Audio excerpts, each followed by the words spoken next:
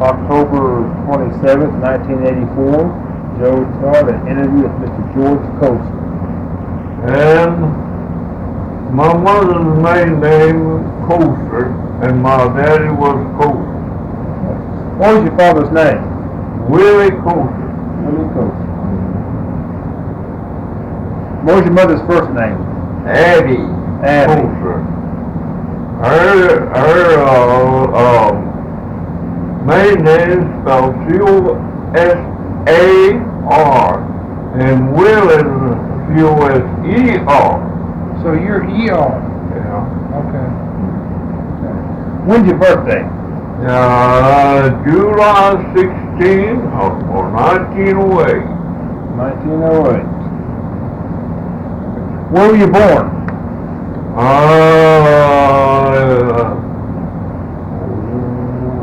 Raffert, Oklahoma. Raffert.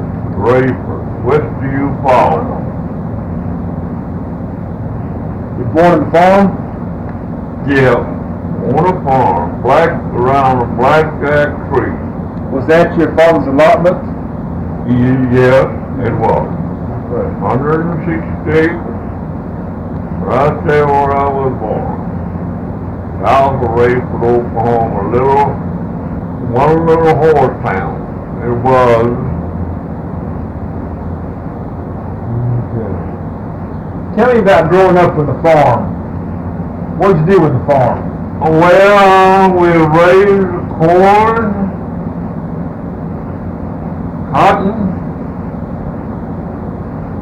Those days, you know, that Indians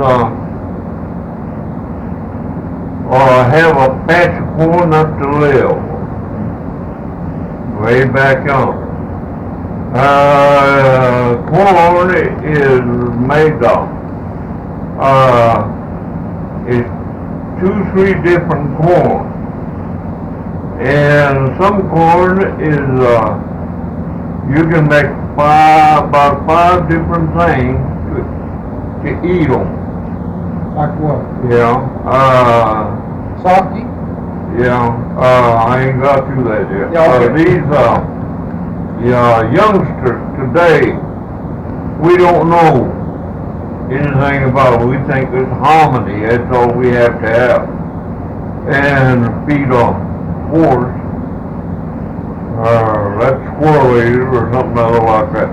But those days, you can make hominy, sake, and you can parch that corn and make what they call it, a buskey. Now, I'm going to take it back now on that sake, old sake. You can go down here to the white store here, they got written on that sake. It's not old sake. How come they dropped the O? Yeah, that's the way our name for the Creek people, but they put it sake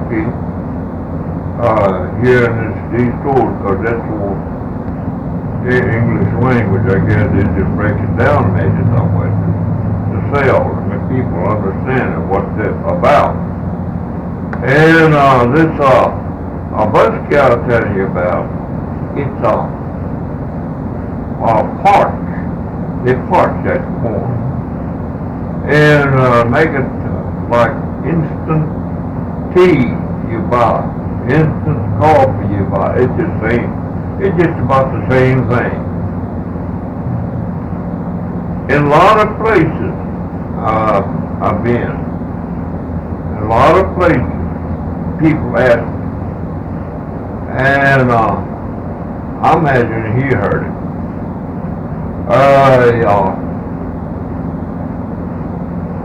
First thing white people ask you now, sake is it intoxicated, will make you drunk. That's the first thing they'll ask us. I kind of changed myself because I'm Indian and white people think Indians are drunkards. I don't drink myself. And so this softy is just same as English people drink their tea when they eat. And French people drink their wine. Wine is, they fix it where it's not intoxicated and different colors. Red, white, and they fix it there where it's just like milk, you know, there's no intoxication in it. You can drink that when you eat. Fan Brunk and Fan Rouge. Fan Rouge is red and Fan Brunk is white. And so we do the same thing when we eat. And this corn business, you can make a lot of different ways. They can get a roasting here, but put in a big pot, just shuck, break that shuck backwards in it. That roasting here part, they dump it in a big old pot, boil it, hang it up, tie that one another together, hang it up for winter time. And they save that corn. And now they don't know what you call that, fella?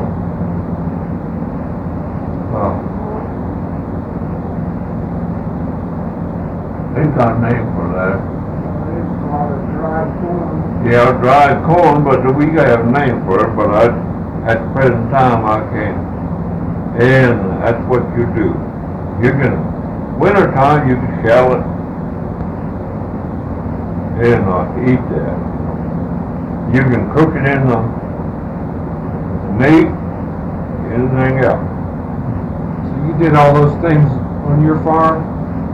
Yeah. And I'm going to jump this year and change it a little, but since of saving things like that. That's what they used to do with these little wild grapes.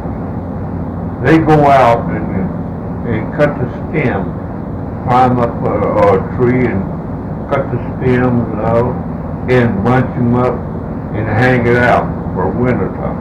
Dried the grape? Yeah, so these little wild grapes. In winter time they get down and clean those off and make a dumpling with it. And that's a good eat. Grape dumpling? Yeah, that's in about 1920 or 1919, my father was talking to me. We were chopping corn with a hoe, you know, we're chopping corn. Well, I'll make it before that. When I was a little boy, he says, some of these days you will see metal put together, glued together, and something will come by in the air like a bird. And back in about 1920, we chopping corn, pulling corn. We see an airplane went over. Here it is. And my daddy didn't have no education whatsoever. So when he get a little oil check or rent check, or he used to use a thumbprint, and they put a Euchi Coser right under for him. And he told me this, airplane will go over. He didn't say airplane, but metal will put together and it'll grow. Did he tell you any other stories? What? Did he tell you other stories? Other story like that? Yeah. Did he Well, tell you things that were going to happen in the future? yeah. Was he a Yeah. prophet? Yeah, and but this is the one thing he told me.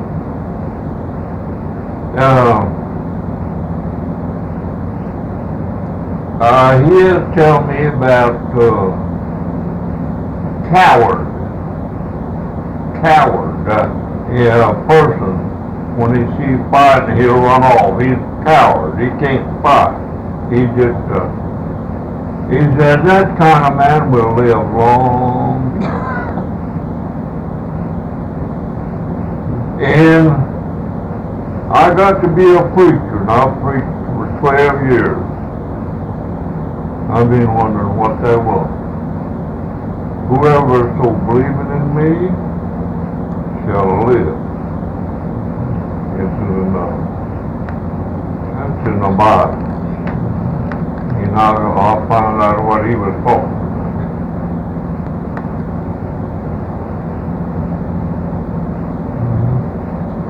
He said you, oh, go ahead. Yeah. Y'all keep asking me, I might make a preacher out of you. You say you raised cotton? Raise cotton, yes. How many pounds could you pick in one day? Well, usually, now, some people are pretty expert. Well, they can pick, say about 500 pounds, usually around 150, you know, just common man, 150. But I couldn't pick nothing. If I had to make a living for my wife, that way we both started there. How about pulling bowls? Well, it's a little different. It's a little bit different. It's got weight to that. You ever hear anything like that? Or did you ever do that? One time. It's That's the last time I wanted to do it. your fingers get kind of tender. Was this up around Raffert? Yeah. Where was the cotton gin? That's Eufaula. Hannah, Eufaula, Indianola, and there was one used to be right close to Eufaula. Hammett Gin on the highway. And my grandpa lived there on this side of Hammett Gin. His name's George Coser. Grandpa. My grandpa on my mother's side. Did your grandparents ever tell you stories about the removal? Bringing the... Well, yeah. What little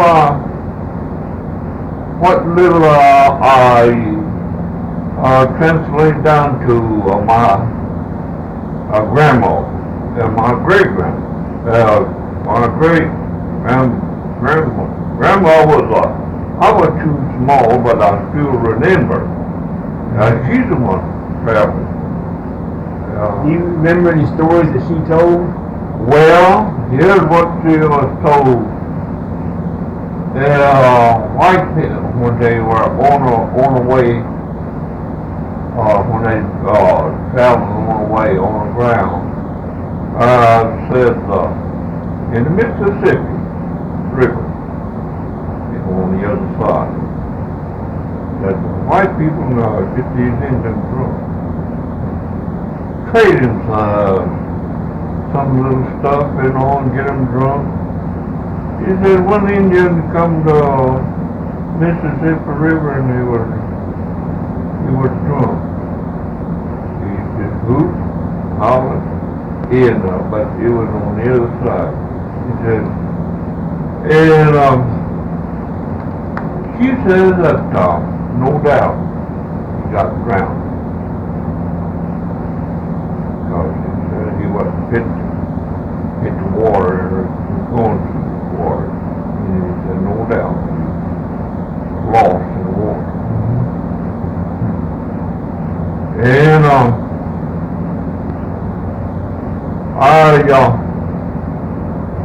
I heard that much about my grandmother, great-grandmother, once it traveled from old gig over there, here. And, of course, that's just about what I know about. What time of the year did they leave? Do you know? When they left? Over there? Yeah. I never did tell me about that. What was your grandmother's name? My great-grandmother? Those days they just had one name. After they get a lot, they change her and give them two names like maiden names. Willowwichi. Her name was Willowwichi. Willowwichi. That was she just had one name. Let's see, what was that first name that they made?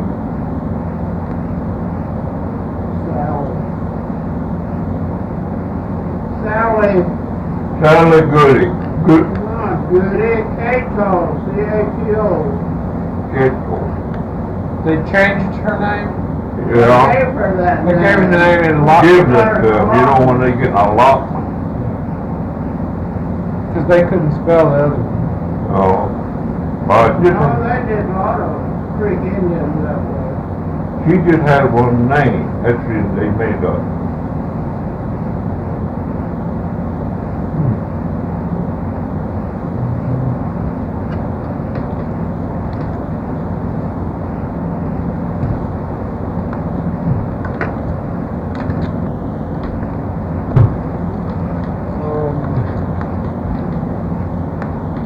What's your tribal town? My tribal town? Yeah. Eufaula, Canadian. Eufaula, Canadian. How many towns are in the Creek Nation now that have It's supposed to be 44. 44?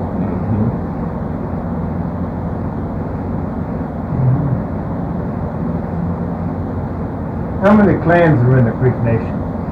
How many clans? Clans. I wouldn't know about that. What you're talking about now is animal clan, Yeah, is that right? right. Yeah. I'm a raccoon. You're Racoon. Yeah. And she's a fox. Do you go in your mother's clan or your father's clan? I go to my mother's clan. And strongest tribal town we got, you have to go with your mother. And that's a strong. And your mother is white. You can fall back on your dad's side, but it's some constitution of tribal town.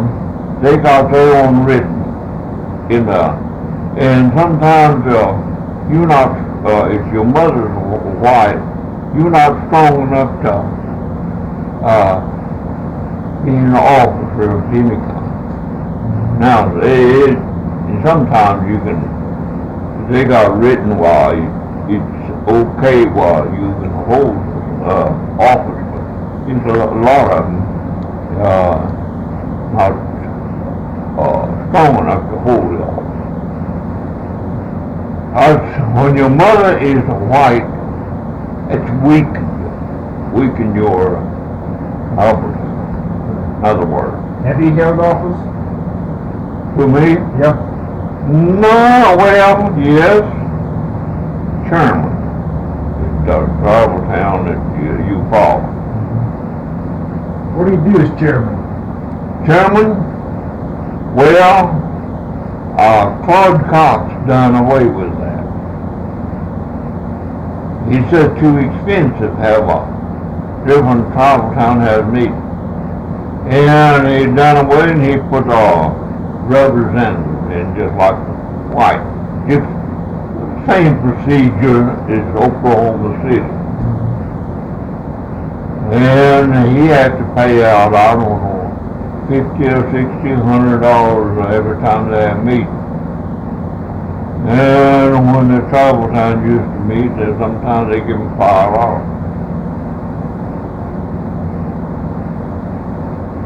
Were you for that or against it? Well, I went to Washington, D.C. over it. Do any good? Yes, one way I did, and one way they walked over it a little. But just a lot of things we made it clear.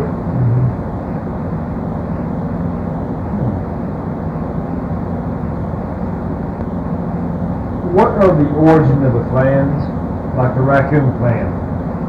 What the now? Yeah. What was the beginning of that? How did it begin? How did it begin? Yeah. Well, back in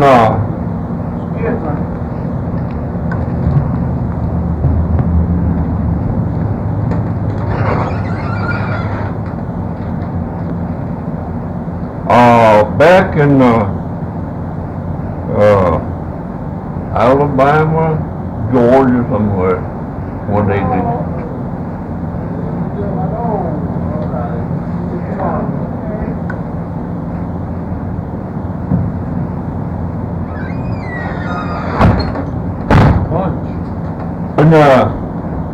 When they discovered our Creek people, they all, when they discovered our Creek people, it was foggy, nothing but fog, and all this fog raised up in the air. And if you see raccoon running, you're raccoon. If you see a fox running, see a fox, well, he's a fox. And they seen a little wind pass, you're a wind. That's where it started. How long ago was that then? No, it's when the Creek people discovered. I don't know. I had a book here the other day, and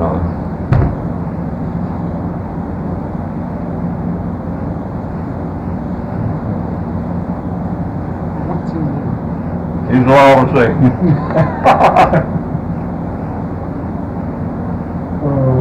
Yeah, question about the movie. Well, I was going to ask you, you were talking about your office at the tribal town, you know, being the chairman, but I think he also wants to know, like, Miko and Penaha and those things. Can you tell him about the different traditional positions at the tribal town? There is ceremonial ground. Yes. They got their own chief in surrounding that ceremonial ground. And they got that Hiniha set all in there too. But they control that ceremonial ground.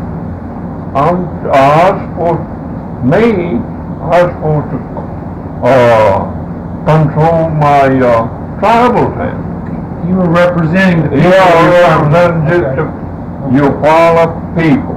Okay. And you follow a ceremonial ground down there, but they're supposed to have their own chief and vice chief in there. I wouldn't have nothing to do with it, and they wouldn't have nothing to do with my part. Okay, so those are two separate things. The ceremonial ground is separate. Yeah, it's well, yes, and but I'm still belong to that same rodeo ground too. The same, you follow Yeah, me. yeah. Did you used to go to, I used to go and take part. I used to take medicine, in other words. yeah. I'm a full blood, and I come from down to the ground on up. I didn't study a book, my experience. What I'm telling y'all now. Where did the Creek people come from? Creek people, Yep. Alabama and Georgia. I mean, where were they created? Where did they? Let's get that clear now. Where, when, and how were the Creek people created? The old stories.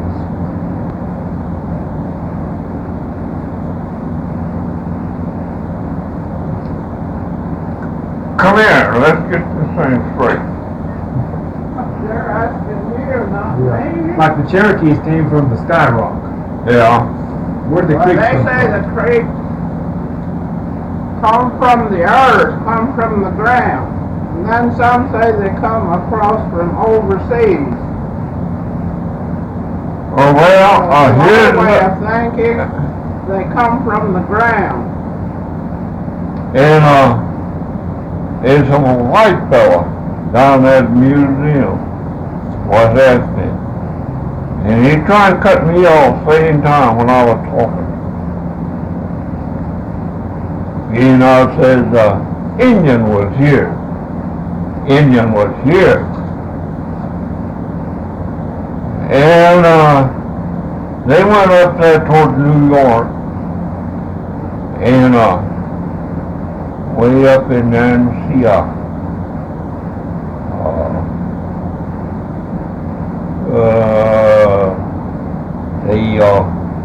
sud, it was just like soap sud coming through the wave in the water. It come to the edge of the water. They raked that in. That was York.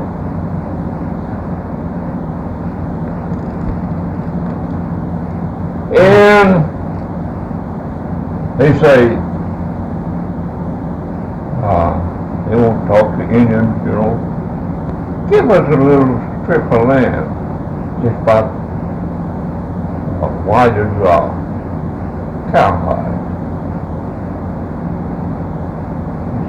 Indians fool enough to say yes, we'll give you a strip of cowhide, piece of land you could put on. They went down with scissors and got a shoestring size on that. They got a big piece of land out of it. It was white people that was that white bone.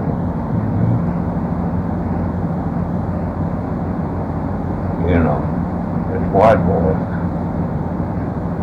he said, you cut me off. I can't talk. Isn't there another story about that, about where they asked for enough land that they could cover in? The only one I know is the one he's talking about, the size of a hide. Also, Woodrow Haney told me one about, they also asked the Indian for a piece of land that he could walk across in an hour or 2 hours, and he got on horseback and rode. This cowhide, they thought, Indians thought it was just one cow, you know, whole slab, but it's got to be a string. They got bigger. Now, Woodrow Haney just reads. He does, huh? Yeah. Do you remember anything that your father or mother might have told you about the time of allotment, when the creek lands are being divided up? Did they tell you any stories about what happened then? Well, yeah, Well, they got their allotment, but, and then, there's a lot of things that went on. If you can't go while you have your uncle, you know, your father is put in for it. And sometimes, the pregnant woman, before this kid was born, sometimes they made allotment for her, they named it. Sometimes they come be a girl, like with some boys. Sometimes they had, add up another name to the way I understood it.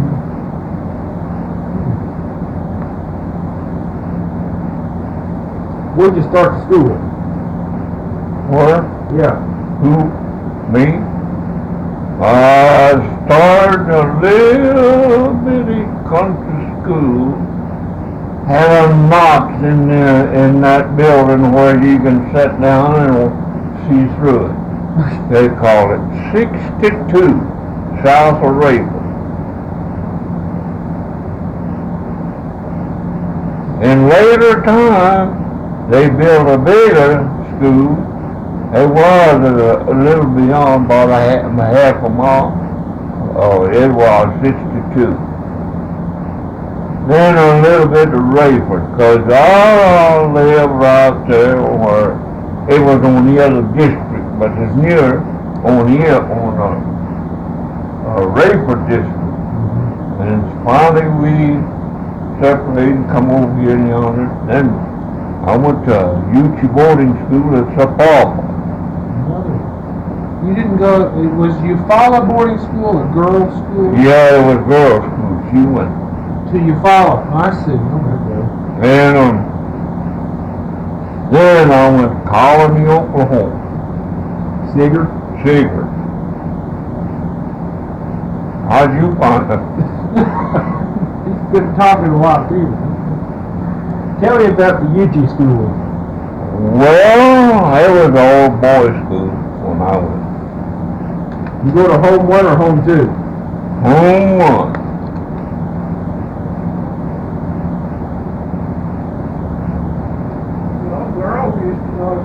Yeah. They stopped at the girls' school and they had nothing but boys then. When was that? Yeah. I think I come out of there about 1921. Who was superintendent when you were going there? Jack Brown. Jack Brown? Yeah. Is that a white man? Yeah. Asian boy. How many boys were going to school there? I don't know. I couldn't tell you that. What kind of chores you had to do at the school? What kind of chores? Yeah. Well, what I had to do, I had to milk cow. It's my half a day's work. And the other one, I was in school. Other half. You go to school in the morning or do chores in the morning? Now what? Did you go to school in the morning or did you milk Oh, cows? well, you change around. You change around. Yeah. All like this week you go morning, and next week you change around. They didn't want to be caught. We had to sneak around and... Yeah. Now. Did you speak English when you went there? Yeah. Always did. What kind of classes did you take? Class? Yeah. What'd you study? I just went to common school. It's a little late school. That's what it was, late school. How old were you when you went to home 1? Over there? Yeah. I don't remember.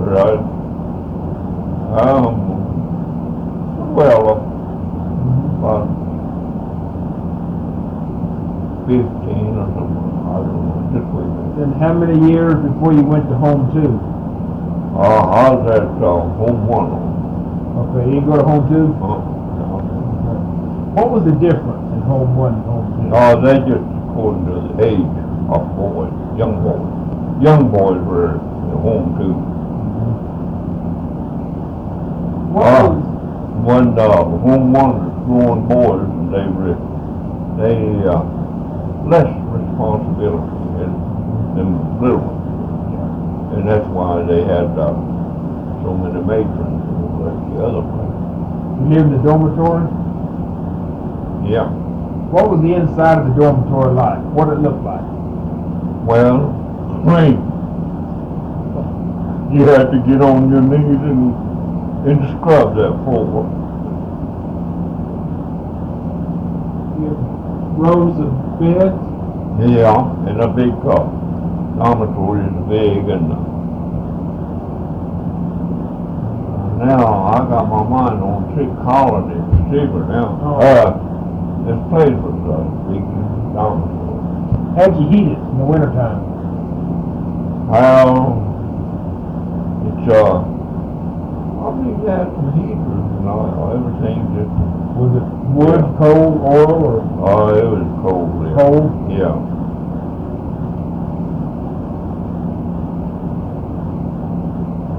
Was it 1 story, 2 stories? 2 stories. 2 stories. You upstairs or downstairs? I was upstairs. Did you ever sneak out? Sneak out? Yeah, at night? No. Oh, you didn't do that? No. Well, what you mean by sneaking out now? Well, if you were supposed to be in bed asleep, did you sometimes go outside? Oh, well, I just saying that now. I just saying that question. It was the fence way around. And you go down the fence, and if you want to talk to girls, well, white girls come around all around that fence. When did you go to Colony?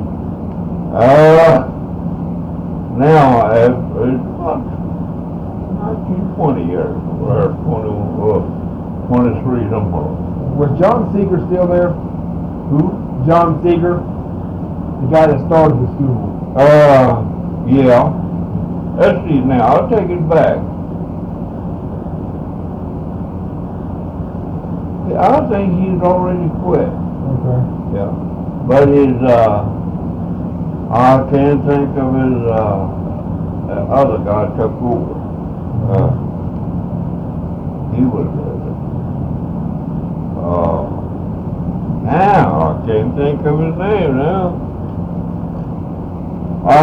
What reason they sent us down there? Yeah, how come they sent you? They call themselves, we the pattern for those Indian people out there, Indian boys, where you dress. They supposed to come up and dress like us by a civilized tribe down here. But when they got out there, they dressed just about as good as we are. But that's what we went for. We supposed to with a pattern that Show them how to. yeah, show them how to be dressed. You live in the dormitory out there? Yeah, and they have officers in the. They got some rooms further back and dormitory back this way. Which one did you stay in? I'm in a room. You're an officer? Okay. Next to the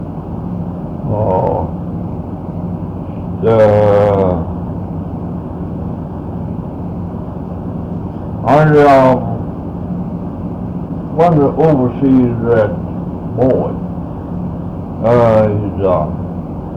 he's disciplinarian. We got disciplinarian. Okay. We had an officer under him, and I was under him. What did you do as disciplinarian? Disciplinarian? Yeah. He's, looks over, everybody's in the bed, and he'd walk around, check the floor, everything. And, Colonel, that was it, and, I have to accept them roll call. My officer, captain, make a report to me, just like Army.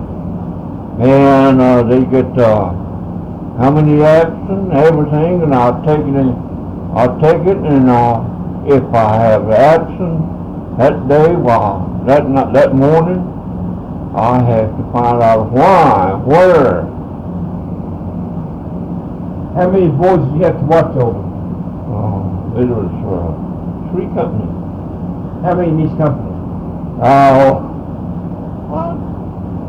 don't know now, but it was a pretty good sized bunch. So it was organized like the Army. Yeah, right. That was military. In all of government schools, it was military. What kind of uniform do you have to wear? Khakis like that today.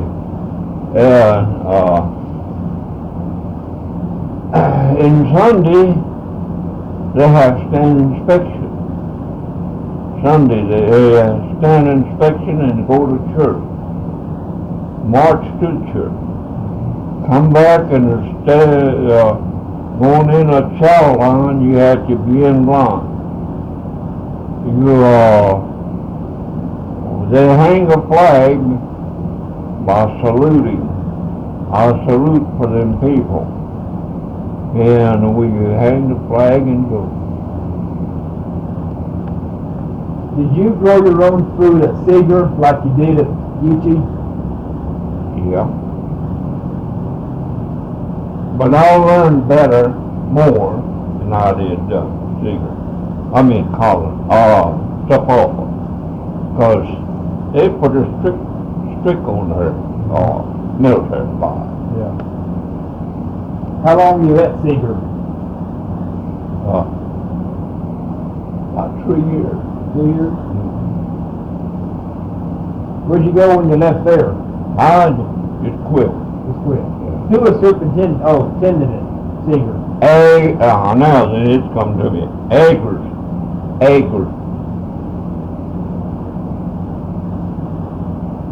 Mr. Akers.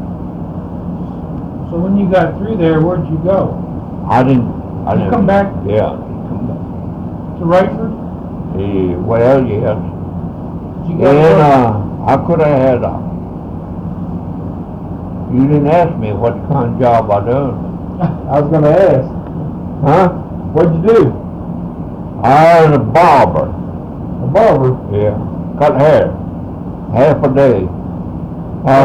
Seger? Yeah. I bring a boy in, and they bring a boy in, I cut hair, send him back to a job, school, and they sing another one, I cut his hair and then send him back.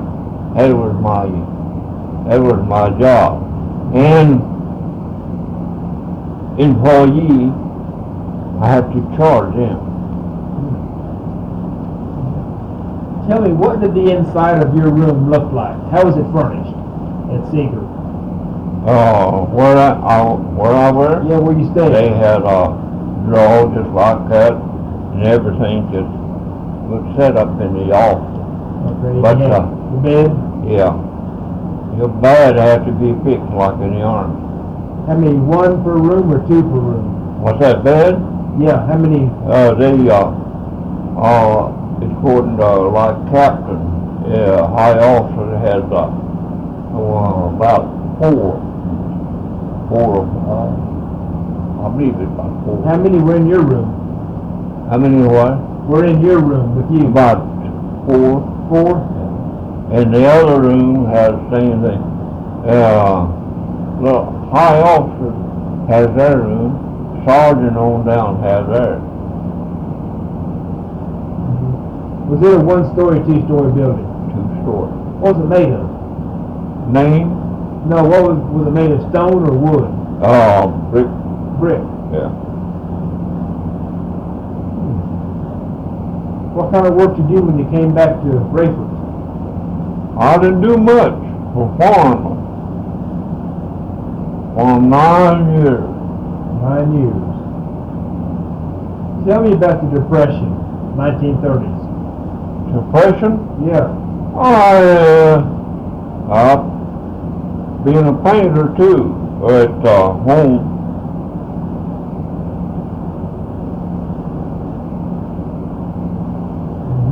You say you won't know about depression. Yeah. I work 75 cents a day.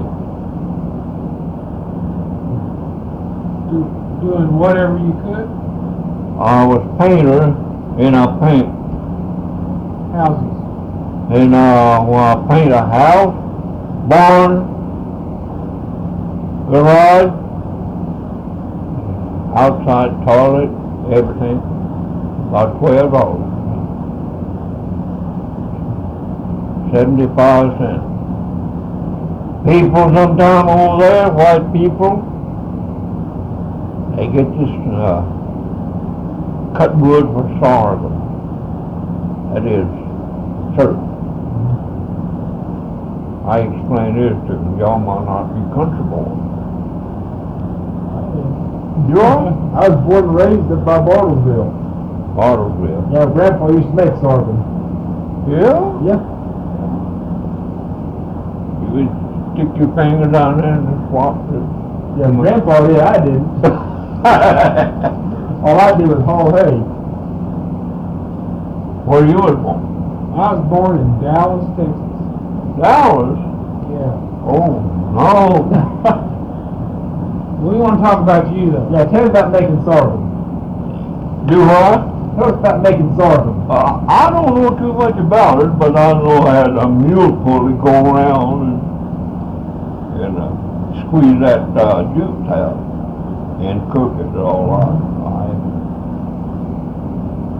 I never was around that like I did corn, raising hogs, pigs. What time of year would you butcher hogs? What kind? Do what now? What time of year would you butcher hogs? Butcher? Yeah. When they get cool spell, like fall. How come you had to let the hog cool out before you cut it up?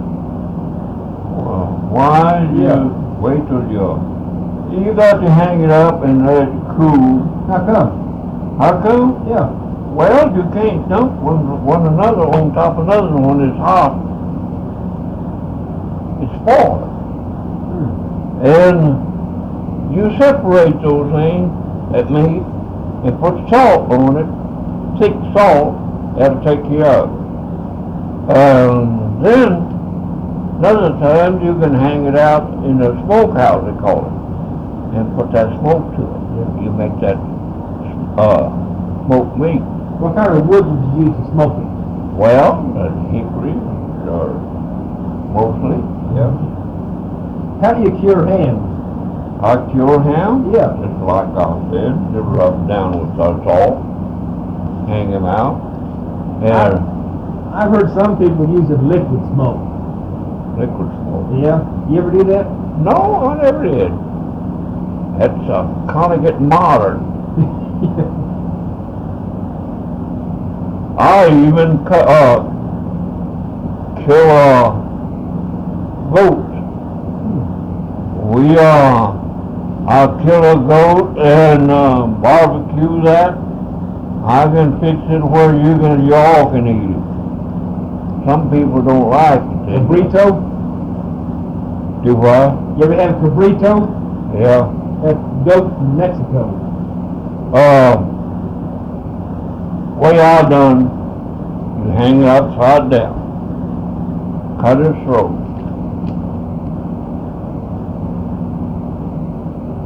And get your knife, cut a hole a little bit, about so far up here, put water in it, bucket of water in that hole. Let it settle a little bit, then you start skinning.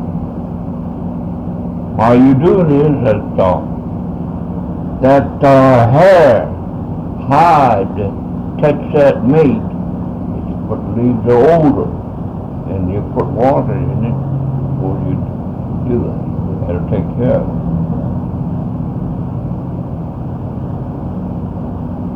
How would you would cure your pork? What would you do with your beef? Beef, Yeah. just about same thing. You getting into where it's pretty kind of particular about handling beef.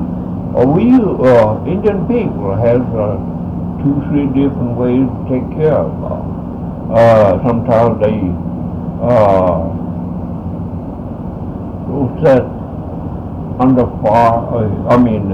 Put little stuff out and put the fire up and kind of brown them out and take care of that way. Or you can slice those meat thin, about thin as my hand, and they put it on top of the house, what they call it, jerk meat. And they use that to take care of the winter time. That's where they eat. You beat that jerk meat with the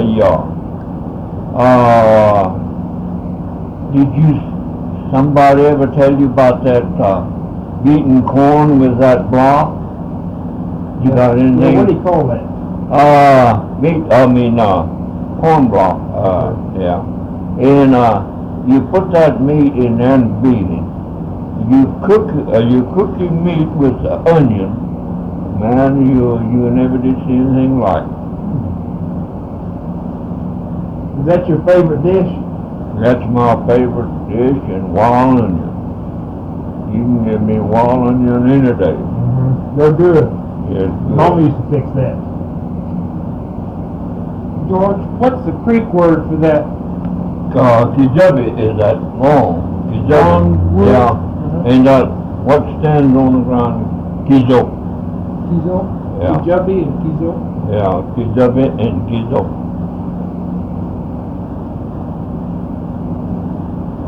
What other foods you like to eat? Well, Food. I like that great dumpling. What do you call that? It's that's all I know. Just great dumpling? Yeah, that's one I tell you they put a wild onion and backbone and hominy. Well, the Choctaws have Banaha. The Creeks have anything like Banaha? Cornmeal and... Panaha is Chadahaga. It's a blue dumpling, we call it. It's made same thing, but they got their one word. Yeah, do you use... You get into something on that one. Do you all use the pea holes, the ashes? Yeah. Make them... Yeah. Yeah. And sometimes those Choctaws make it in that regular grape juice and put it in there and color that corn before they mix it. And pea hull, what the Creek used.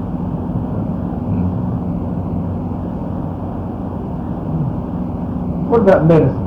You take medicine? Medicine? Yeah. What kind of medicine you want? Depends on what's wrong with you. You take Indian medicine? I do. Mm-hmm. I did, yes.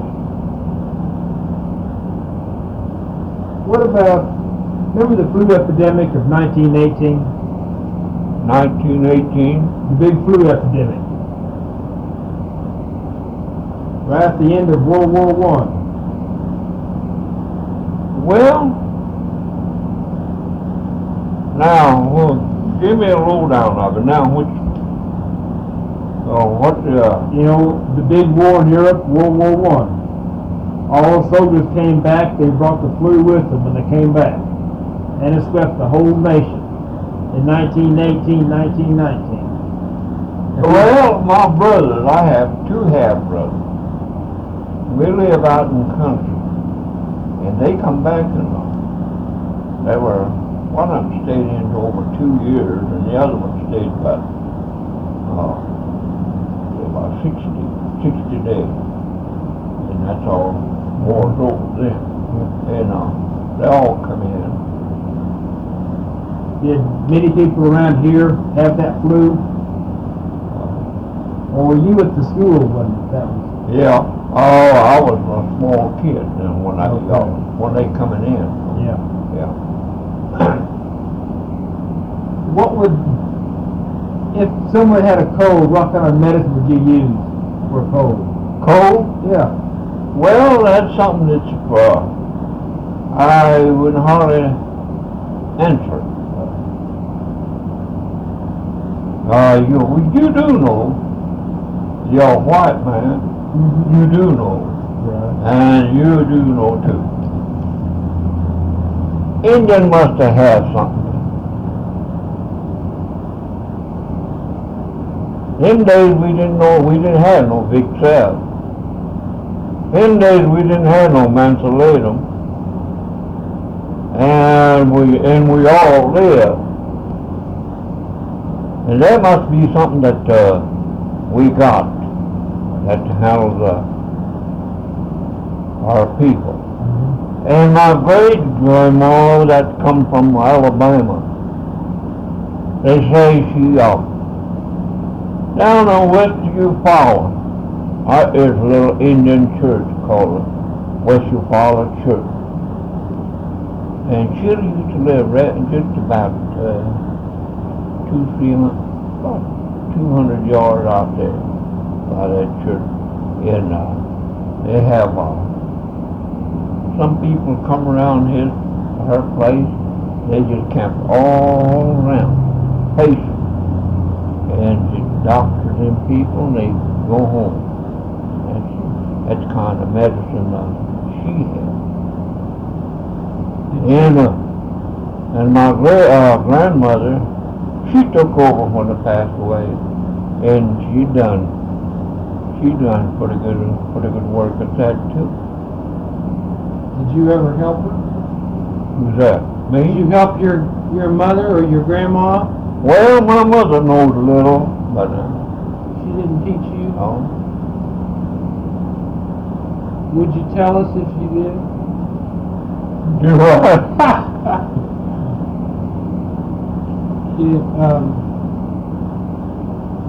Can you tell us about medicine, or is that something you're not supposed to talk about? Well, some I wouldn't talk about, and some I wouldn't. Red root, I'll just tell you all that. Anybody knows that, everybody. That's what we live about, our people, our Creek people. Our Creek people, they go to the ceremonial ground. They go to the ceremonial ground and they drink that down. And they vomit with it. Now, I know y'all won't know why they vomit with it. You're in the country boy now. You kill a hog. Cut that open. And you look at intestine inside. Inside that intestine is yellow stuff. Inside that path against intestine inside. When that medicine will take care of all of that in you. That's the reason they do that. And that you use red root for that? Red root, what we call it. And a lot of things, way back in Alabama time, in a book, some of them says black drink and all that. That's what it is, red root.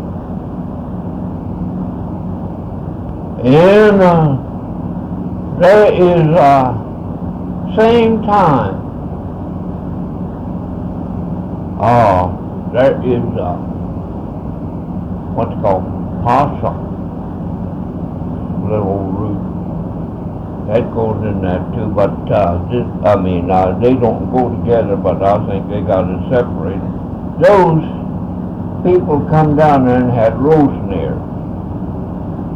He's already eaten rosemary, but he's gonna take part in it. Well, they won't let him get in that red root, they let him get in that pasta. During the green corn ceremony. Yeah, green corn ceremony.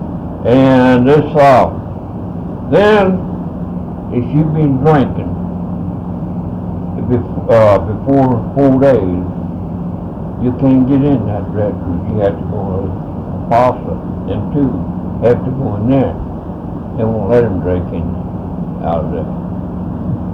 You have to be pure for 4 days before you go to the green corn. That's right. That's a strictly thing. And it's a lot of Christian people against that. Because it says, some people don't say it in our morning, it says, stomp, dance. Our Creek people, they got so serious about the Christian life. White people came here and sent these big guys up here, and they changed their mind, and they can't get that out of there. And the Indian people got so strong in there, and they don't believe in it this year.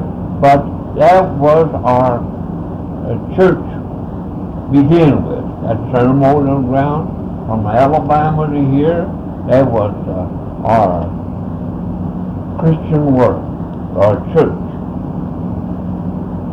So when you were a preacher for 12 years, Yes, did you have a church? I did, down here at Casita.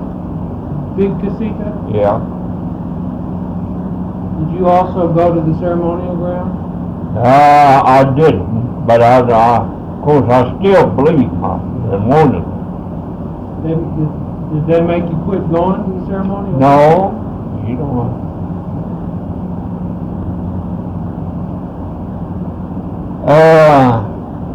Anybody represent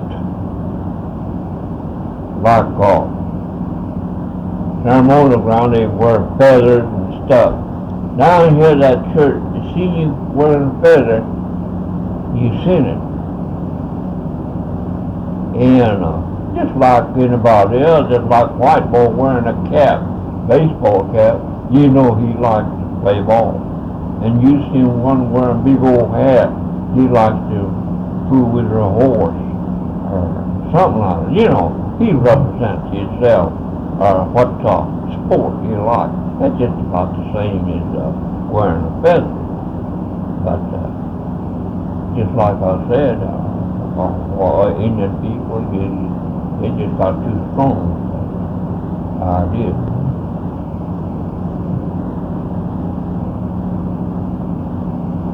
Were you in the Army?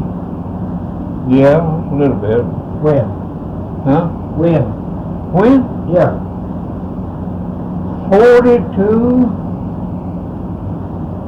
And when was I discharged? 45. Army? Navy? Army. What'd you do in the Army? Huh? What'd you do in the Army? Nothing. You seen that picture of Army Hall Beach head? Mm-hmm. Well, I got tail end of that. You did. Were you infantry?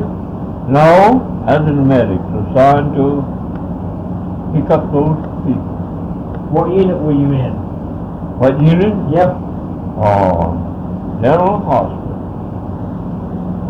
Tell me about that beachhead. What was that like? I don't know.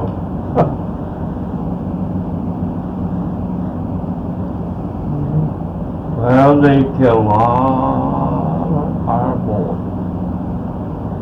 MP, medic, and they just anything. They had to bury our people. And we had to bury the people.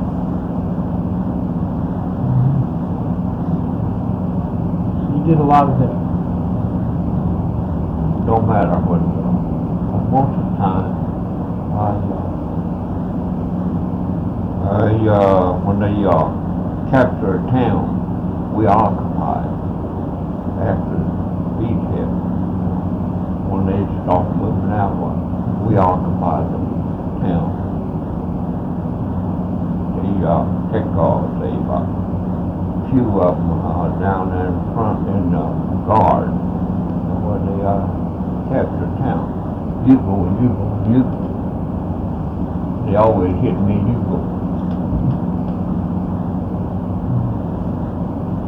Which towns were you in on? Do what? You said, did you help capture these towns?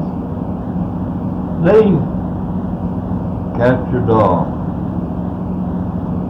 well, I guess you heard St. Louis, haven't you? Oh, They captured that one.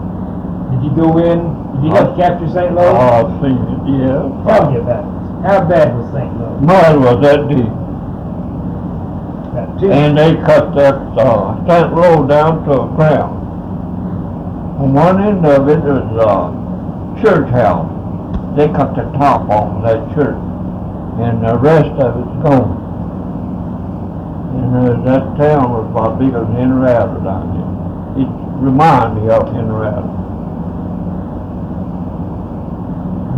Mother was about that deep. 2 to 3 feet deep? Yeah, I sat in it. I enjoyed it. It's just like I was sleeping in one of these beds.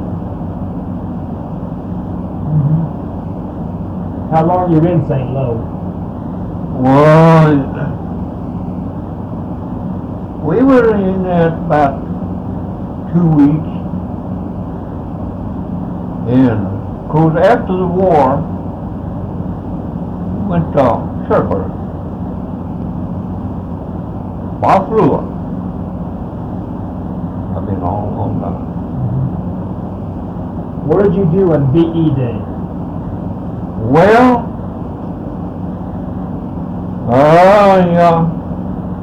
they brought back a bunch of them to have parade in some of these towns. That's one time I enjoyed that parade. Any other time you couldn't get me in that thing, but I really enjoyed that one. Was there a big celebration that night? Yeah. What'd you do? Me? Yeah. I better not talk.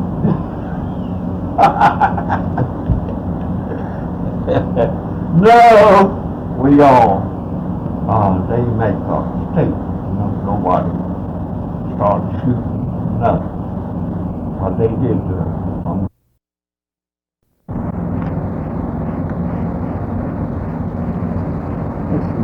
October 27th, 1984. Joe Todd, an interview with Mr. George Coser.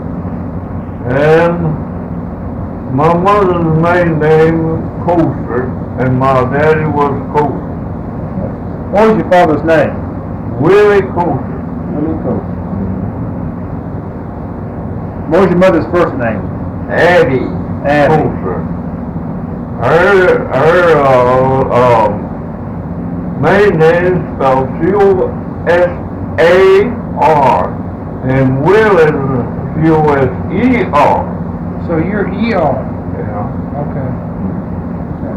When's your birthday? July 16, or 1908. 1908. Where were you born?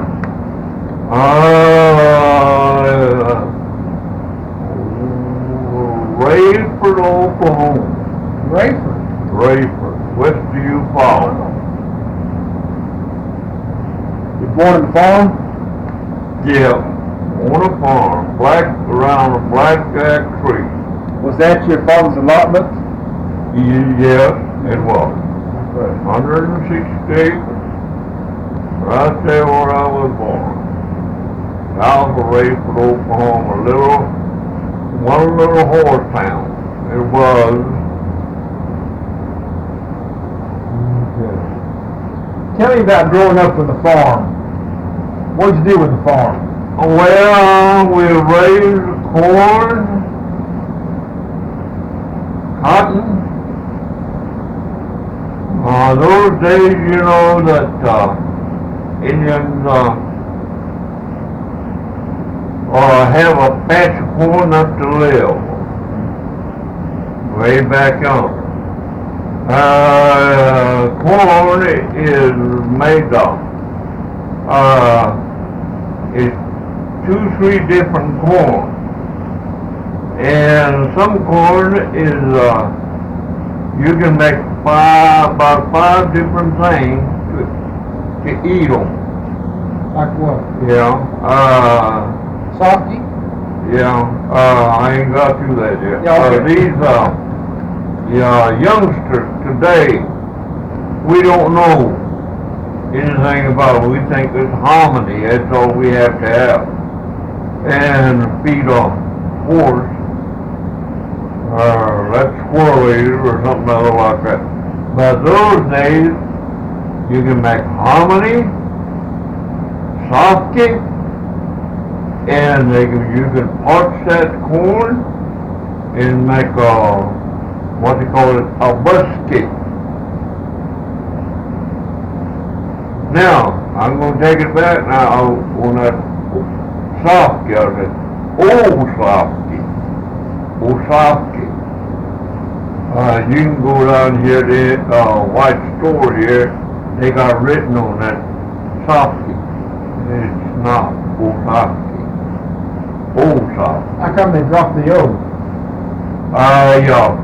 That's we our name for the Creek people, but they put it softy here in these stores because that's what the English language, I guess, they just break it down maybe somewhere to sell to make people understand what they're about.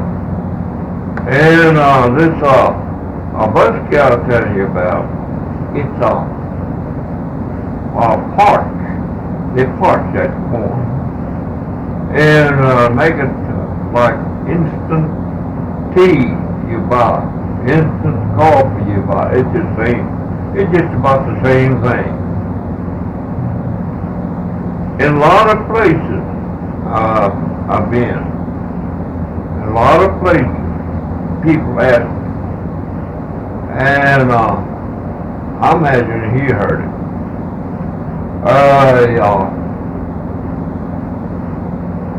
First thing what people ask you now, soft is intoxicated, will make you drunk. That's the first thing they'll ask us. I kind of changed myself because I'm Indian and white people think Indians are drunkards. I don't drink myself.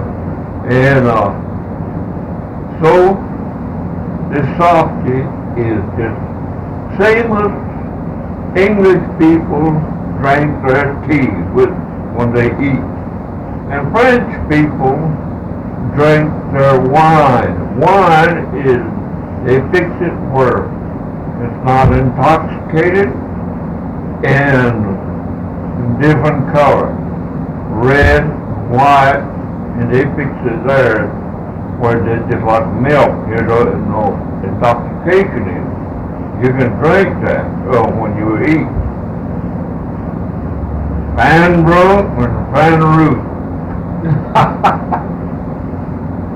Fan root is red and fan drunk is white.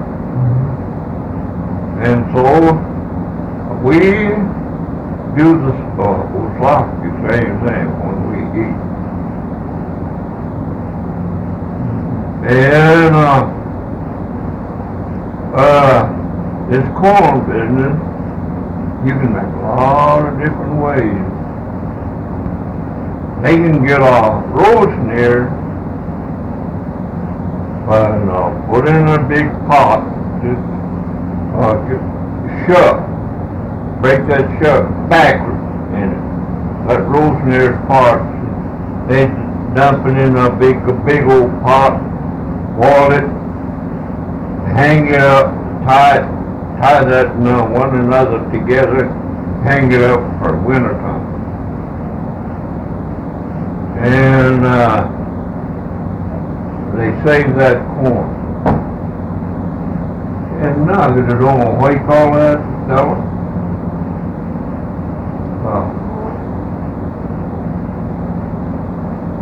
They got a name for that. It's called a dried corn. Yeah, dried corn, but we have a name for it, but at the present time I can't. And that's what you do. You can, wintertime you can shell it and eat that.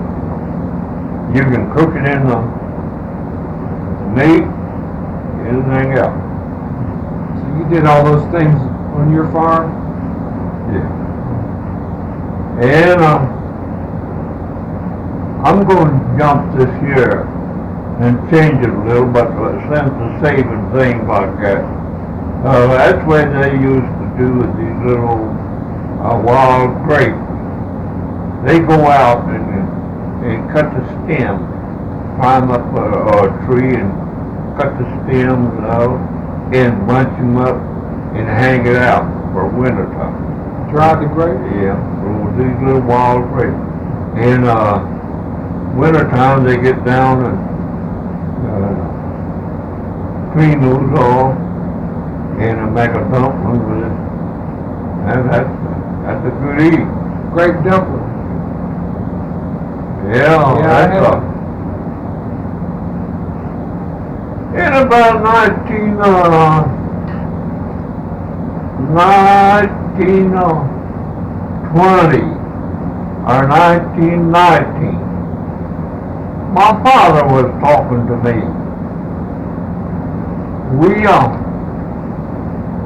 We were chopping corn with a hoe, we chopping corn. Well, I'll make it before that. When I was a little boy, he says, some of these days you will see metal put together, glued together, and something will come by in the air like a bird. And back in about 1920, we chopping corn, growing corn. We see an airplane went over. Here it is. And my daddy didn't have no education whatsoever. So when he get a little oil check or rent check, or he used to use a thumbprint, and they put a Euchi Coser right under for him. And he told me this, airplane will go over. He didn't say airplane, but metal will be put together and it'll go over. Did he tell you any other stories? What? Did he tell you other stories? Other stories like that? Yeah. Well, Tell you things that were going to happen in the future? yeah. Was he a Yeah. prophet? Well, and but this is the one thing he told me.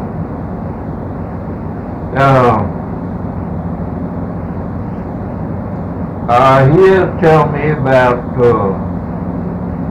coward, a person, when he sees fighting, he'll run off. He's a coward. He can't fight. He just, he said that kind of man will live long. And I got to be a preacher, and I've preached for 12 years. I've been wondering what that was. Whoever is so believing in me shall live. That's in the Bible. And I'll find out what he was talking about.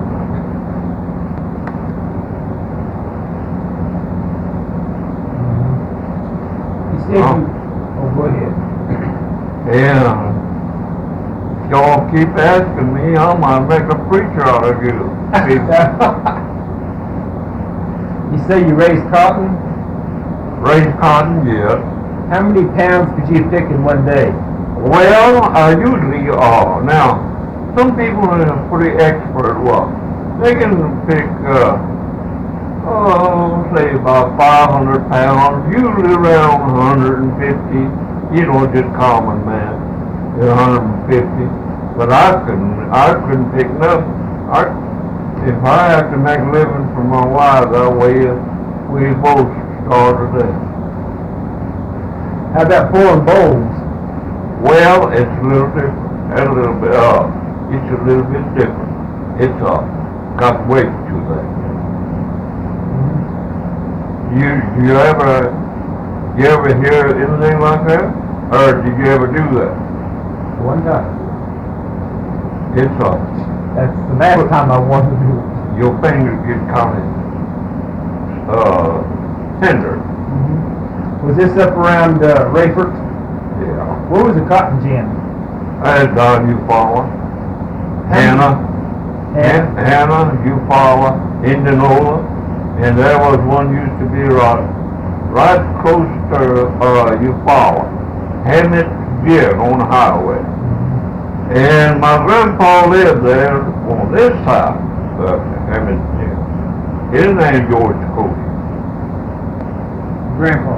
My grandpa on my mother's side. Did your grandparents ever tell you stories about the removal? Bringing the... Well, yeah. What little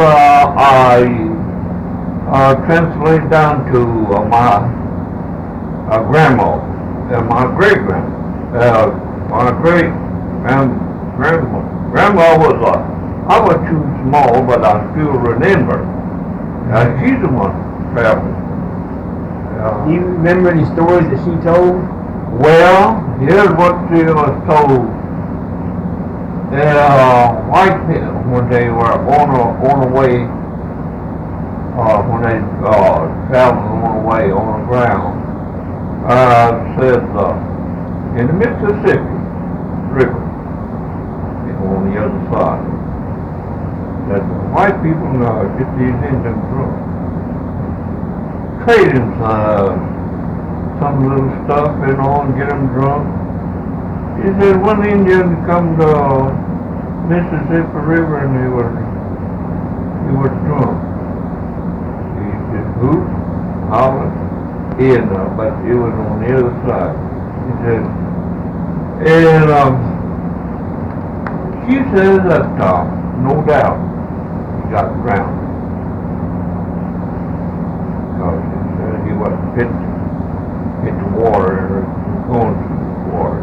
And he said no doubt he was lost in the water. And I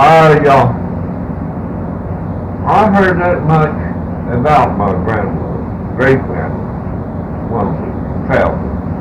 I'm going to get over there, right here. And of course, that's just about what I know about. What time of year did they leave? Do you know when they left? Over there? Yeah. I never did tell me about that. What was your great-grandmother's name? My great-grandma, those days they just had one name. After they get a lot, they change her and give them two names, like maiden name. Willawuchi. Her name was Willawuchi. Willawuchi. That was she just had one name. Let's see, what was that first name that they made?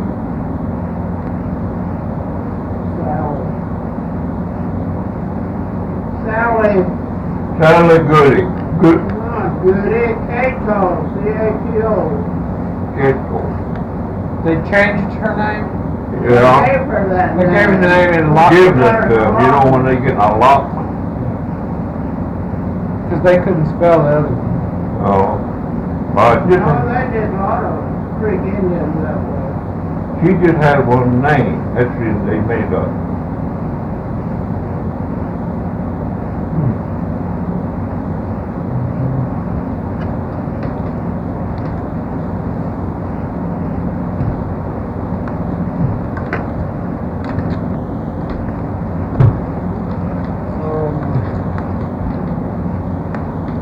What's your tribal town?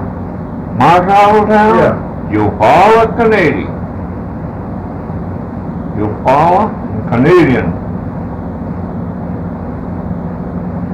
How many towns are in the Creek Nation now that have It's supposed to be 44. 44?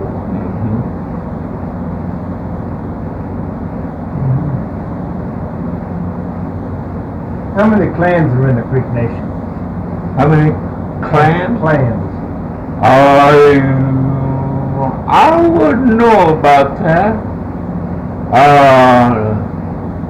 What you're talking about now is animal clan, Yeah, is that right? right. Yeah. I'm a raccoon. You're Racoon. Yeah. And she's a fox. Do you go in your mother's clan or your father's clan? I go to my mother's clan. And our strongest tribal town we got, you have to go with your mother. And that's a strong. And your mother is white. You can fall back on your dad's side, but is some constitution of tribal town. They got their own written in and sometimes you're not if your mother's white, you're not strong enough to be an officer of any kind. Now, sometimes you can, they got written while it's okay while you can hold office. There's a lot of them not strong enough to hold the office. When your mother is white, it's weaken your office. In other words. Have you held office? For me? Yeah. No, well, yes. Chairman. It's a tribal town that you follow. What do you do as chairman? Chairman? Well, Todd Cox done away with that. He said too expensive to have a different tribal town have meeting. And he done away and he put representatives in just like white. Just same procedure as Oklahoma City. And he had to pay out, I don't know, $50 or $1,600 every time they have meeting. And when the tribal towns used to meet, sometimes they give them $5.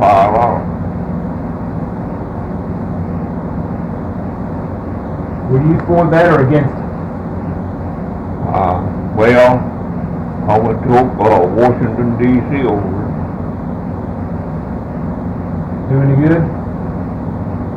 Yes, one way I did, and one way they walked over it a little. But just a lot of things we made it clear.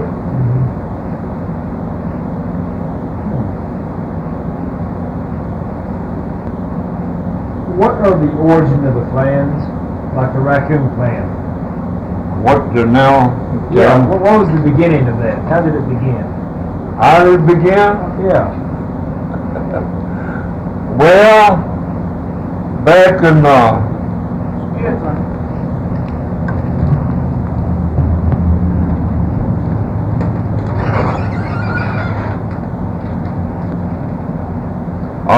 back in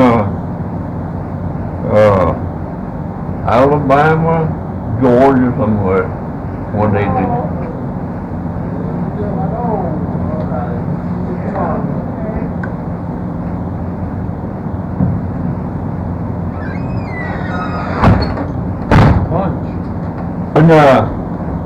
When they discovered our Creek people,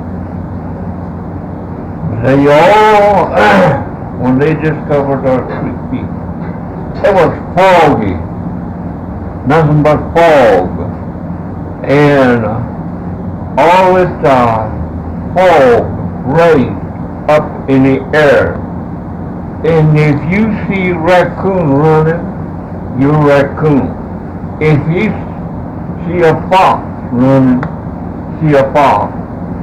Well, he's a fox. And they seen a little wind pass, you're a wind. That's where it started. How long ago was that then? No, it's when the Creek people discovered. I don't know, I had a book here the other day, and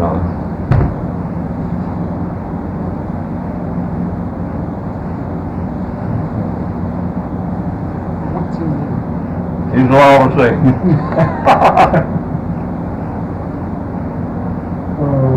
Yeah, question about the movie. Well, I was going to ask you, you were talking about your office at the tribal town, you know, being the chairman, but I think he also wants to know, like, Miko and Penaha and those things. Can you tell him about the different traditional positions at the tribal town? There is ceremonial ground. Yes. They got their own chief. It's surrounding that ceremonial ground. And they got that Hiniha set all in there too. But they control that ceremonial ground. I was supposed to control my tribal town. You were representing the people. Yeah, I Okay. represent the Eufaula people. Okay. And Eufaula ceremonial ground down there, but they're supposed to have their own chief and vice chief in there. I wouldn't have nothing to do with it, and they wouldn't have nothing to do with my part. Okay, so those are two separate things. The ceremonial ground is separate then. Yeah, it's yes, and but I'm still belong to that ceremonial ground too. The same, you follow the same. Yeah. Did you used to go to, I used to go and take part. I used to take medicine, in other words. yeah. I'm a full blood, and I come from down to the ground on up. I didn't study a book, my experience. What I'm telling you all now. Where did the Creek people come from? Creek people, Yep. Alabama and Georgia. I mean, where were they created? Where did they? Let's get that clear now. Where, when, and how were the Creek people created? The old stories.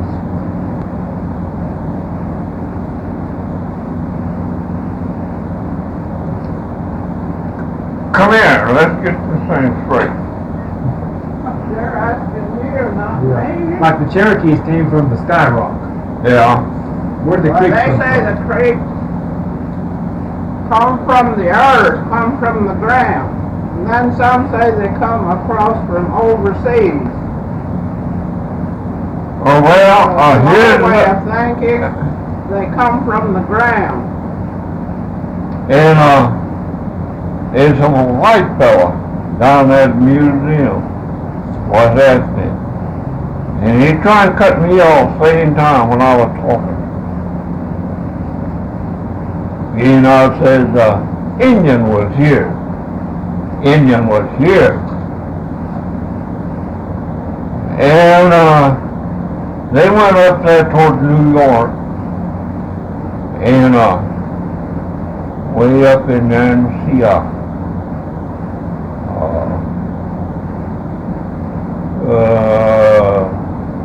the sud, it was just like soap sud coming through the wave in the water.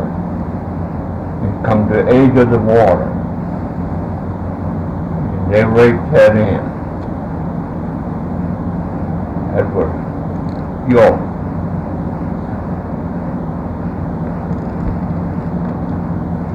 And they say, they won't talk to Indians, you know. Give us a little strip of land, just about as wide as cowhide. The Indians fool enough to say, yes, we'll give you a strip of cowhide, piece of land you could put over. They went down with scissors and got a shoestring size on that. They got a big piece of land out of it. It was white people that was that white bone.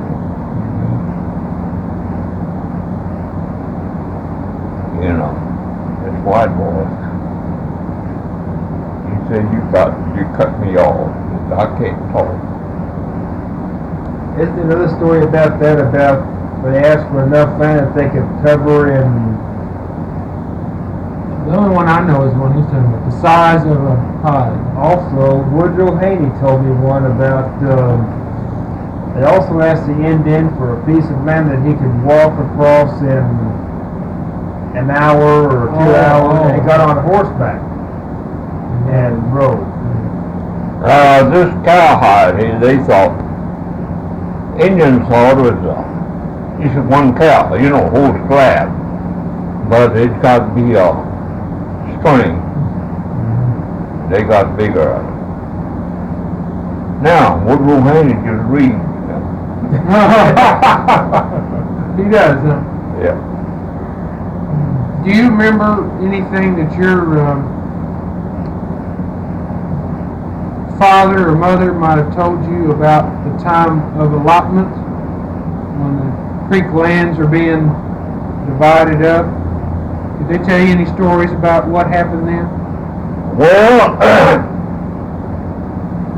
yeah. Well, they got their allotment, but and then there's a lot of things that went on. If you can't go, you have your uncle, you know, your father, and put in for it. And sometimes, the pregnant woman, before this kid was born, sometimes they made allotment for her. They named it. Sometimes they come be a girl, like with some boys. Sometimes they had, add up another name to the way I understood it.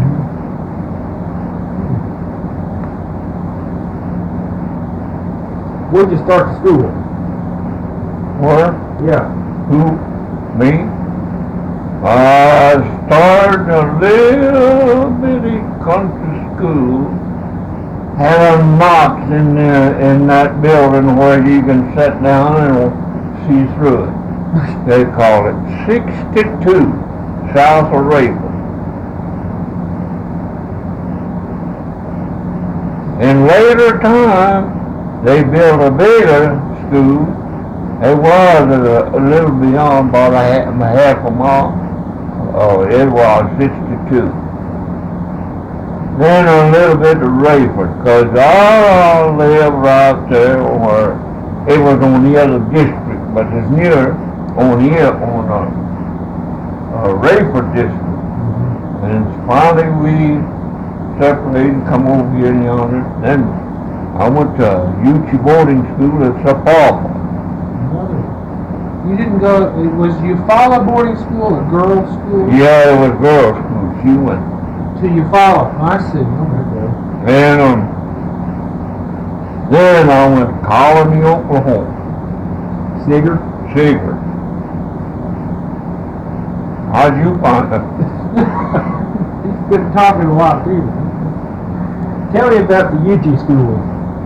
Well, it was an old boys' school when I went. You go to home 1 or home 2? Home 1.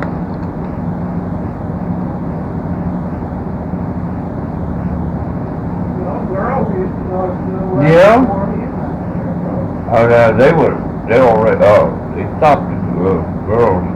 they had nothing but boys then. When was that? Yeah, I think I come out of there about 1921.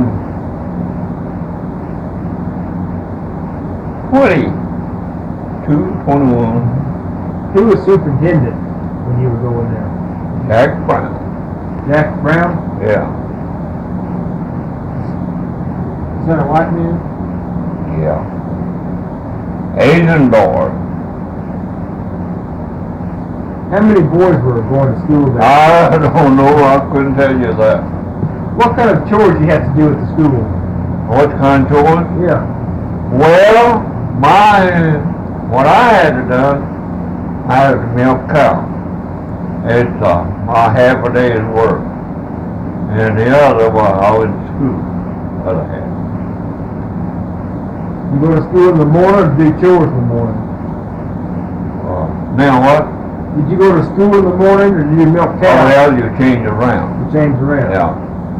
Like this week you go morning, and next week you change around.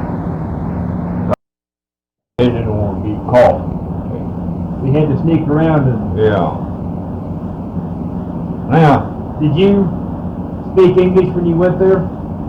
Yeah. Always did. What kind of classes did you take? Class? Yeah. What did you study? I just went to common school. It's a little grade school. That's what it was, grade school. How old were you when you went to Home One? Over there? Yeah. I don't remember.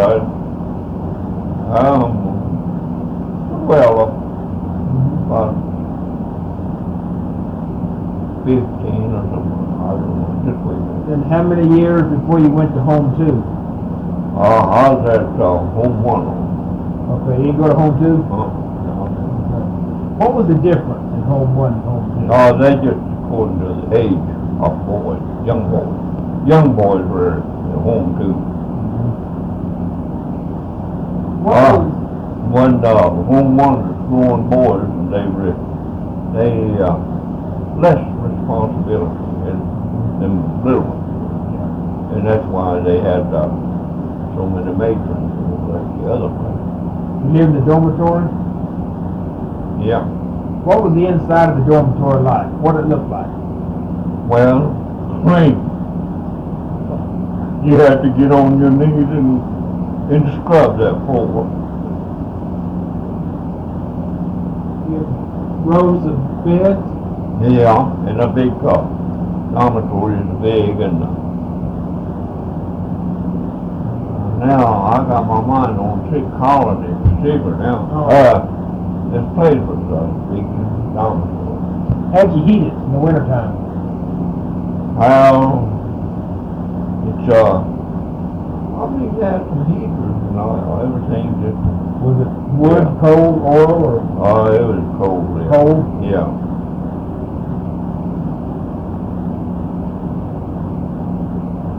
Was it 1 story, 2 stories?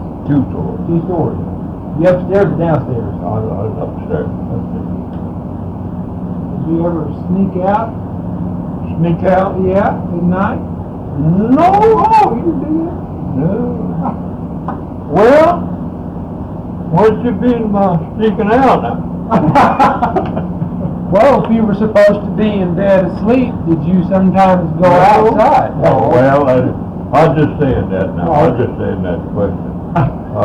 It was the fence way around. Oh. And you go down the fence, and if you want to talk to girls, well, white girls come around all around that fence. When did you go to Colony? Now, it's about 19, 20 years, or 23 somewhere. Was John Seger still there? Who? John Seger? The guy that started the school. Yeah. Let's see now, I'll take it back. I think he's already quit. Okay. Yeah. But his, I can't think of his, other guy took over. He was now I can't think of his name now. What reason they sent us down there? Yeah, how come they sent you? They call themselves, we the pattern for those Indian people out there, Indian boys, where we dress. They supposed to come up and dress like us by a civilized tribe down here. But when they got out there, they dressed just about as good as we are. But that's what we went for. We supposed to dress. We the pattern that Showed him how to. yeah, show them how to be dressed. You give them the dormitory out there? Yeah, and they have officers in the.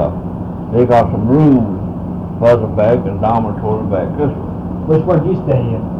I'm in a room. You an officer? Next to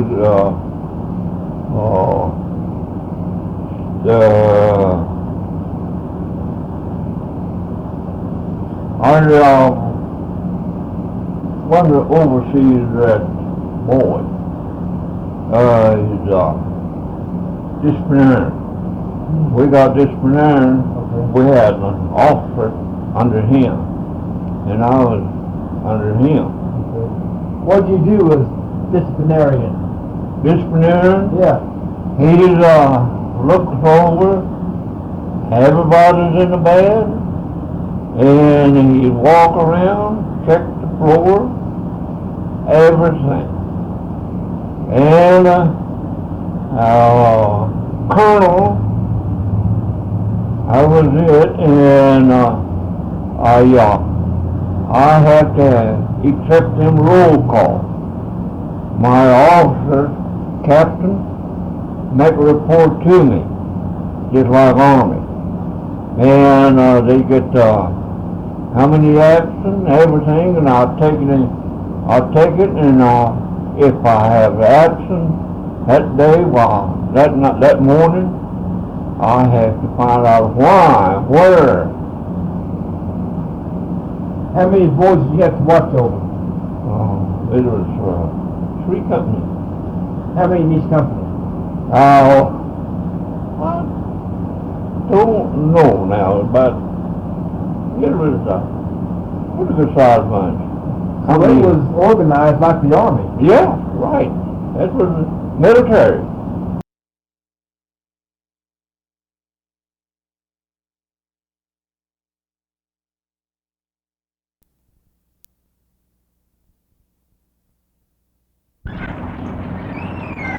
I can sit here and tell you a lot of things you're leaving out, but that's your business. Tell me what I'm leaving out. I don't know what to ask.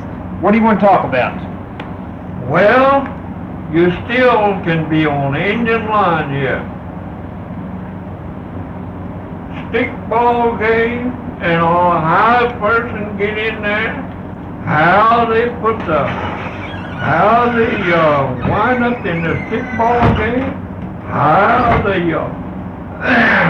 marriage life was, have a big ceremonial or something like that, is something like that. It can become a Tell me about the stickball game. stickball game. How was it created? What was the origin of it? Why do they play? How they play? Yeah, why? It's three different kind of ball games. Let's see.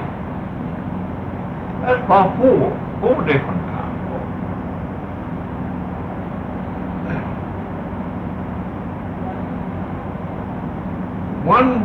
One ball game, they put a pole, stand a pole up, and they throw that cow towards the cow. They got cow heads set up there on the pole. They pick it up and throw it. And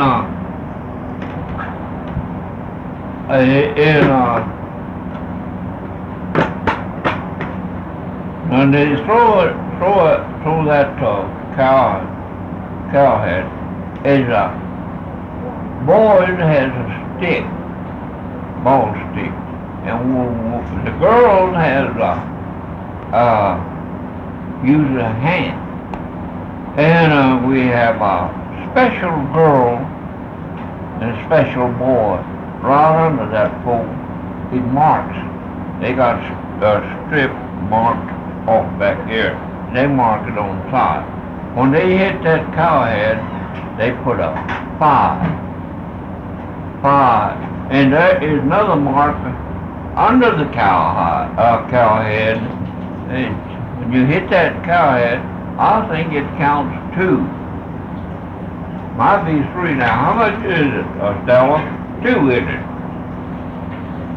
Anyway, it's 2, I think. And when they come to this end, they mark it off backwards. And when they get to that back again, well, it's finished. And it's one ball game, just like our country people used to do. White boys and Indian boys get together sometimes, have goat roping on Sunday. It's just about the same procedure of that goat roping. You know, nothing to do on Sunday. They used to get the Indian boys and girls together and have ball games. Another game they have, they call it East and West. East and West. That's the big one, isn't it? Yeah, I ain't got 2 there yet.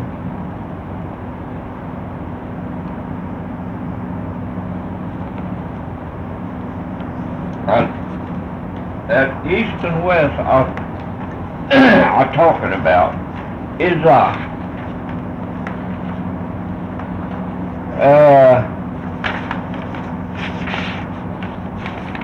that East and West is you can have your clothes on, you can pull your shirt. They divide up two parts, and they put a pole out here, another pole over there, and they it's just about like basketball game. But somebody got to put through here, one side that belong on this side, East and West, they got to try to put through between that pole. But I said basketball game. But this is a little rougher than basketball game because it's got that stick. And another one is the same thing almost, but you're almost getting into original stuff. They call it, they have boundary lines like river. Boundary line down here, it's a Deep Fork River down here. One on this side, play against on the other side. And that's, sometimes you pull your clothes off for rich clothes. And going down to line, we call it original game. You ain't got nothing on. You just bridge cloth with a little tiger tail and tie belt and a little red stuff around your neck, and that's all. And that's a tribe against a tribe. And this tribe is handed, these creeks are handed down like country back Russia. Russia has its allies, and American people has allies. And there's some of these ceremonial grounds is that way. They're allied to something. We allied. You follow. I got allied. Hillaby and Eufaula, Seminole, and I have. That's your allied town. Yeah, it's allied town, and they when they have ball game, well, sometimes they pull the people in there, and that's a real tough job, and you got to be. They have contracts. The leaders have contracts. The leaders have contracts where they gonna use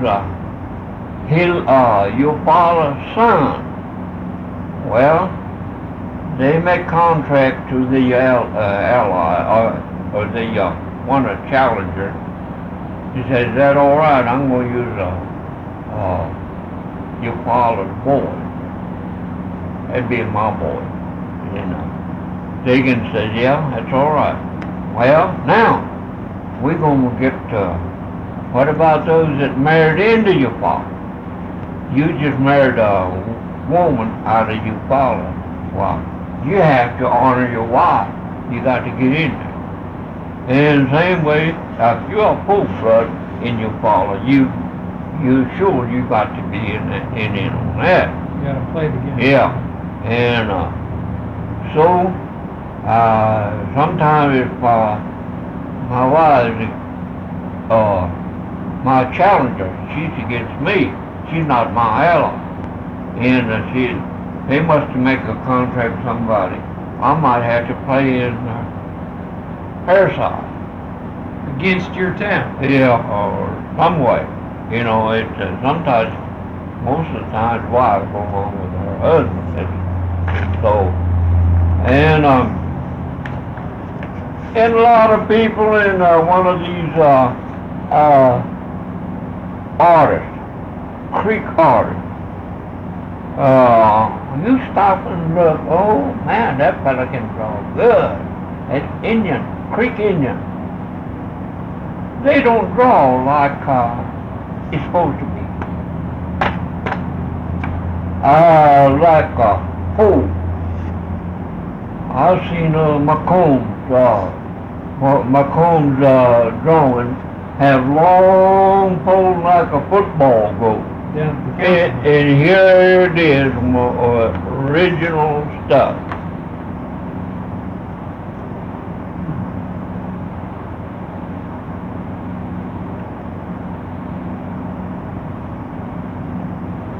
And that's a real stuff.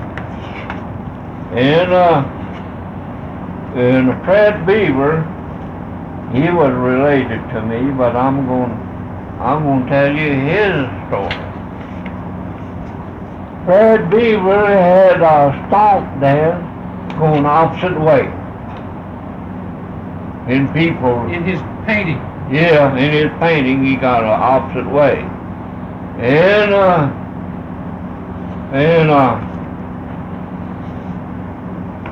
And Willie Sampson, he got his drawing up here and with women folks fighting had press out. Now those days, way back in our young days, when I was people, women folks were dressed way down, they bashful. They born it. They know such a thing. That's wrong. And it's a tiger boy down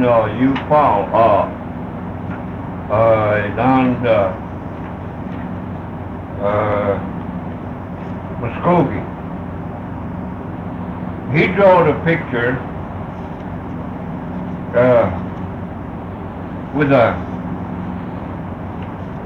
before they tossed that ball, they lined up. And when they lined up, they got that cup side back this way, cup side up this way, and the handle side back toward you. And When they lay him down? Yeah, laying down all along, just like you had them, and on down. And then on one stand against you, he had his. But the cup side towards you, handle side back this way. And he had that same back. And it was in the newspaper. And fast as you can get around, that's the way they figure. When they throw a ball, somebody might hit you. What they try to do is when they get in a ball game like that, if they got something against you, grouch against you, that's the time to get that out. So somebody gonna hit you, and they grab that thing for an easy way to grab. Stick. Yeah, and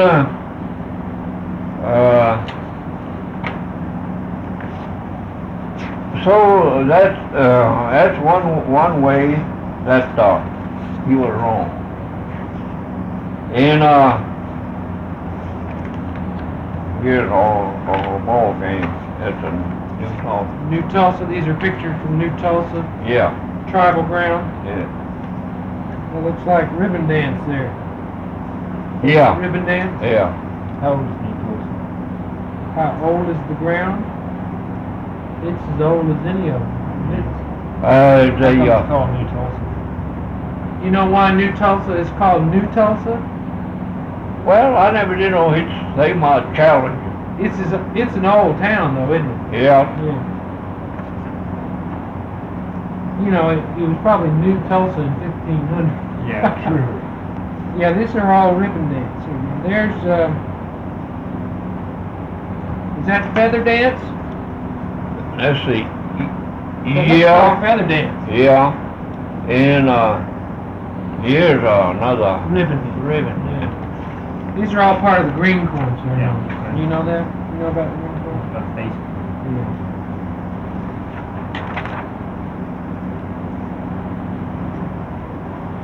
And this is about stickball.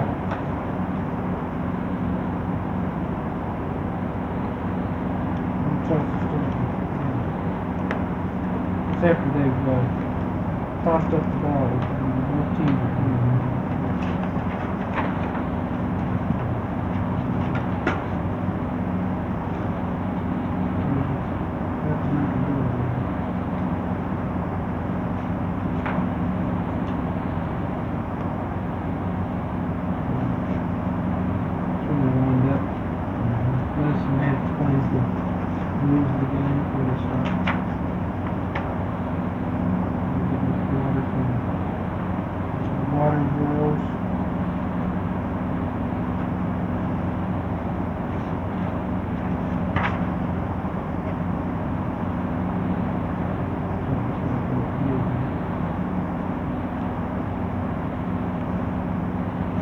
Okay.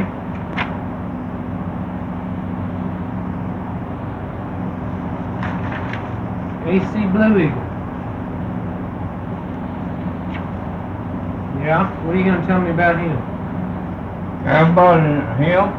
What you want to know about him? I don't know more than you want to tell. Well, it's the Blue Eagle was in it was Creek boy, Hard Creek and White, and my mother had that boy's name on family tree on my shop. She wrote up a family tree and AC come out in on that. Ace is not, Ace of Blue Eagles is not his name. His name is McIntosh. AC McIntosh?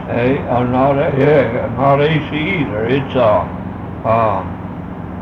what is his first name, Stella? Who? Alec? Alec McIntosh.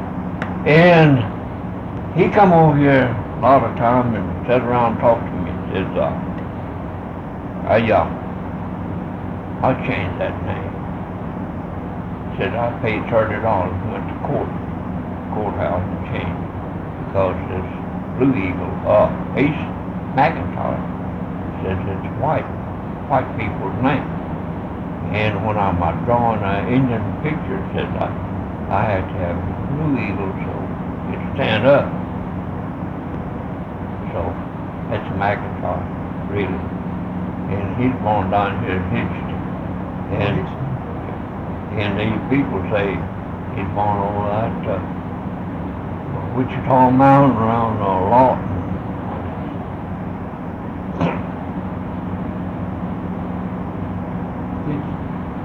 He was a friend of yours and part of your family. Yeah, it's in family tree. To break down, why McIntosh, his uncle was well, his dad and mother was pretty close, but I don't know just what part. But he always come over here when he was living. He stayed out here to school. They have him over that school because he's pretty well known and he can carry their tours through. He studied at Bacone College. Yeah. And Harvard too. Harvard? Yeah. He's wearing buckskin with fringe and a Sioux war bonnet. Why do you suppose he did that? Is that Creek clothes? No, it isn't. Two Creek clothes that got on. You seen Hobiza Hola's picture? Mm-hmm. That's just about it. Bithla Yehola? Possibly Yehola. Yeah. But it's really Now, Bithla Yehola. what y'all call it? The white name usually says Apothela Yehola. But the true Creek is a Bithla Yehola. Hobiza Hola. Bithla Yehola. Yeah. Hobiza means foggy Yahola. Any stories about him? I know I don't, but there's an old lady I talked to one time, Miss Washington. And she used to tell me that she followed, her folks followed string wagon going north. You know, when they had that war? Civil War? Yeah. And they went north, and Hobiza Hola was a young man. And he'd be on a horse leading a string wagon and stuff. And they stop over somewhere, well, night come, they stop and stay all night.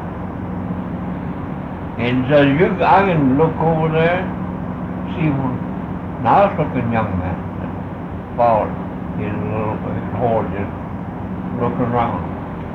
You can see under the tree sitting down.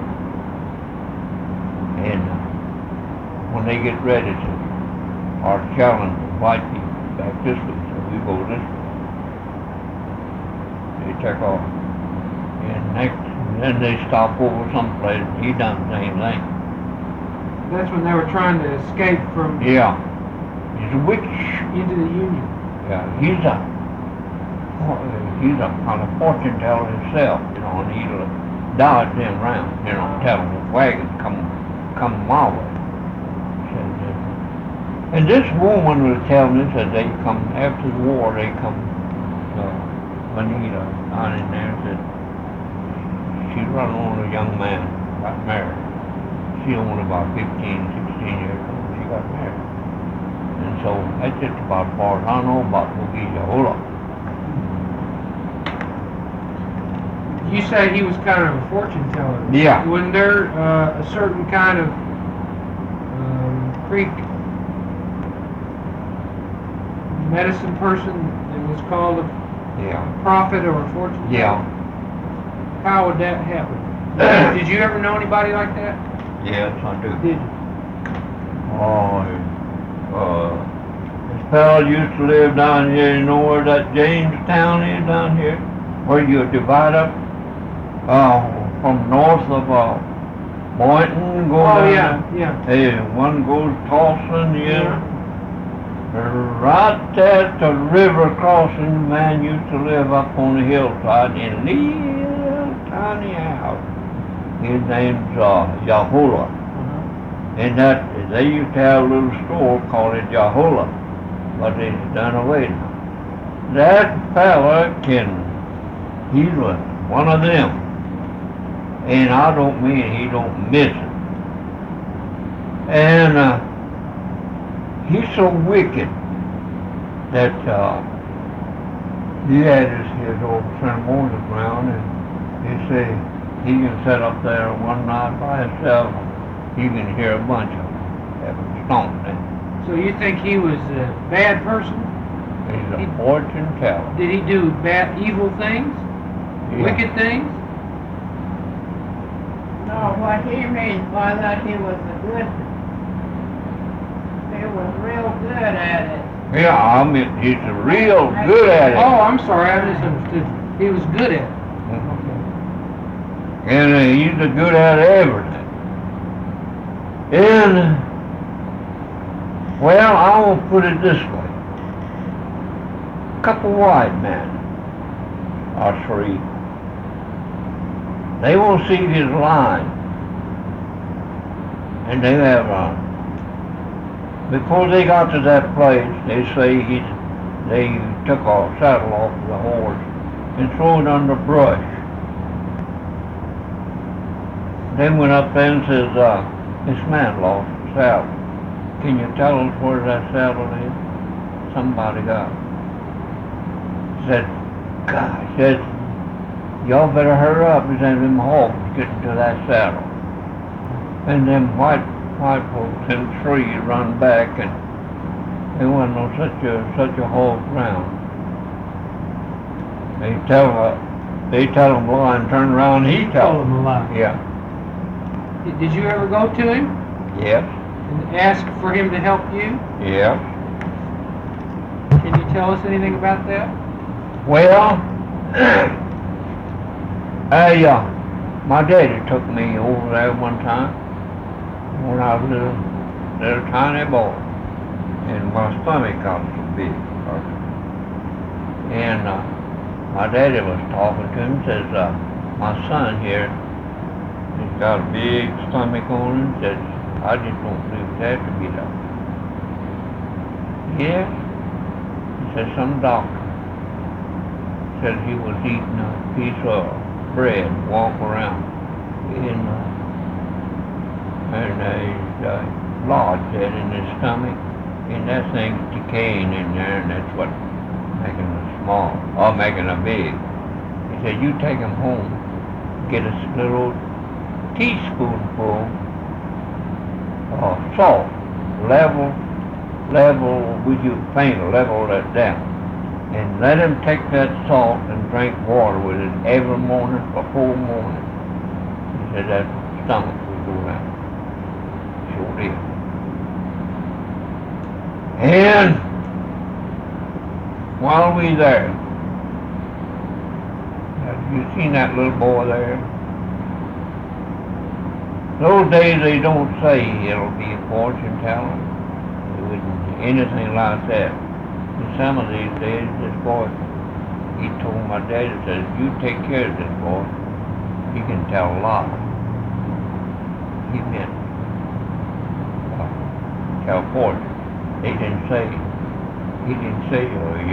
he'll tell fortune, but he said he'll tell a lot. He's talking about you? Yeah, but I never take care of him. Well, what do you mean by that, taking care of him? You have to. You don't eat with a salt. You don't eat with a fancy food. You don't eat with you just have to eat with that plate you eat with so many years. You have to eat out of there. You can't eat with forks but the table. So there's certain things you have Yeah. to do to be able to Yeah. to be able to use the Yeah. power. Okay. If, like now, we're getting into something that's pretty hard too. Well, you just tell us if we can't. Uh, If you're not supposed to tell it, then don't. well, I'm gonna put it this way. You know about the women's sickness. Well, if you, like medicine man, even a medicine in fortune telling, you go to the table, woman, young girl eat with you, that affected mind. That's one. This will be very careful. Yeah, very careful. That's handed down to generation. You can be your grandmother, great grandmother. They can hand it down to generation on down. And but ceremonial ground,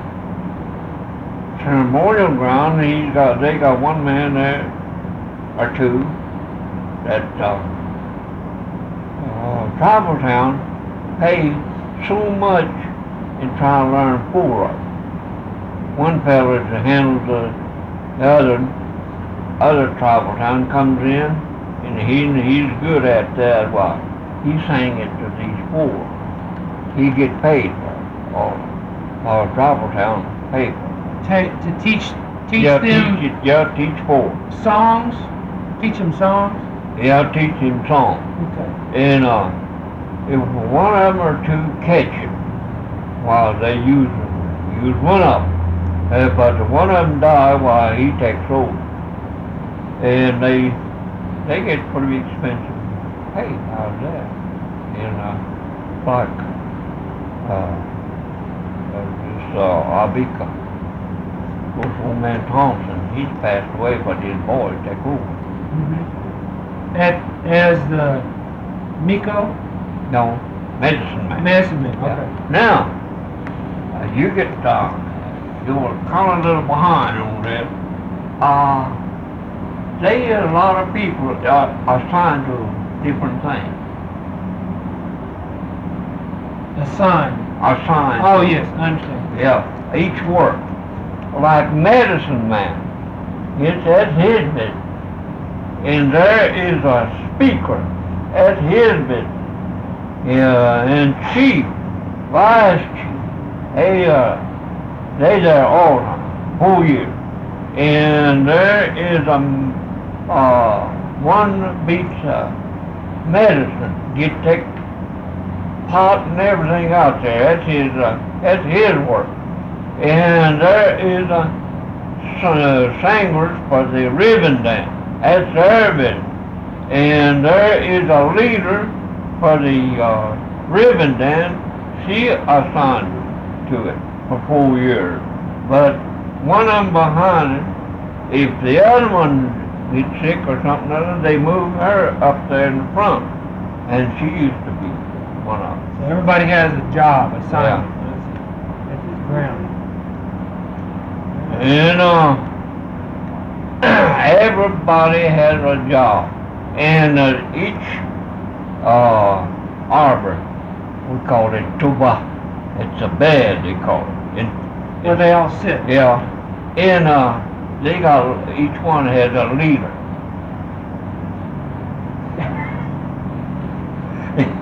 Each one has a leader in there.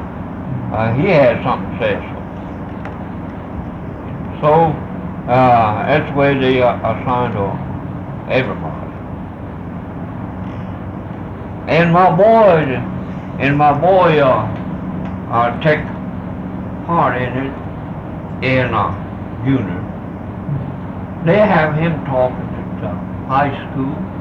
They have him talking They do. colleges. They do. Yeah, and that's the reason he wants facts of it, everything, facts. And when he talks. So he talked to him about the things that go on in the ceremonial ground. What does he talk about? Well, that, but what Creek people do, what all that. Oh, that's good. Yeah, Use he- your battery. No. He gets paid. So they hire him to come and speak. Yeah. He goes talk for the regular. George Jr. Yeah. Where does he live now? You say he's going to school in Yeah. California. Where does he live over there now? Yeah, he's come back and forth. Well, what do you think, Joe?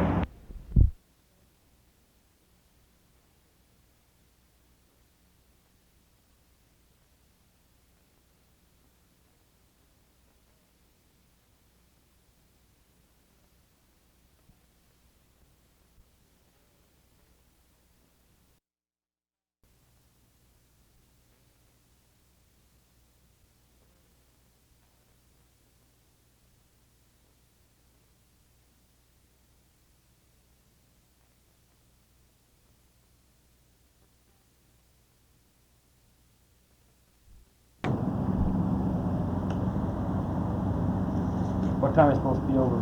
I told him we're going to postpone Cora and Roosevelt till in the morning. Okay. We'll go to Chief sometime after. I like to just talk to somebody that understand these things and put on a good. It's just like I like to have a Creek Nation have. A powwow? You think they ought to have a powwow? Is what you think they ought to have? Every year have a powwow? Yeah, that's what I meant. Just like every year, and just like Seminole does. Seminole is annual, annually. Now, and they gonna have one that week after next, isn't it? September 7th and 9th. Cherokees have one, don't they? Yeah, that same time you fall. Right, Labor Day. But what do you think about, the powwow's not a creek Well, dance? now it's coming down. Wouldn't it be better to have creek kind of dancing, or what do you think about that? Well, where's that If now? you don't go to powwows, there's a lot of creeks go to these powwows. Oh, I know. Yeah, they sing, they dance, Mm-hmm. and they know what's going on, and they know a lot of things About the powwow. Just like our three sons, Yeah, I've seen them. I've seen them, yeah. and they dance. They all Our sing last grandsons, night. They dance. He been on television. Mm-hmm. So you, I think I see one of my boys this morning. This morning, Yeah. from when they taped out there in Tulsa at Yeah, the fairgrounds. it was on this morning. It was? Yeah. On the news? Oh, they, what time was it? there's like last Thursday on that day line, Daylight, I see. that you get to. Yeah. Oh man, what you call? And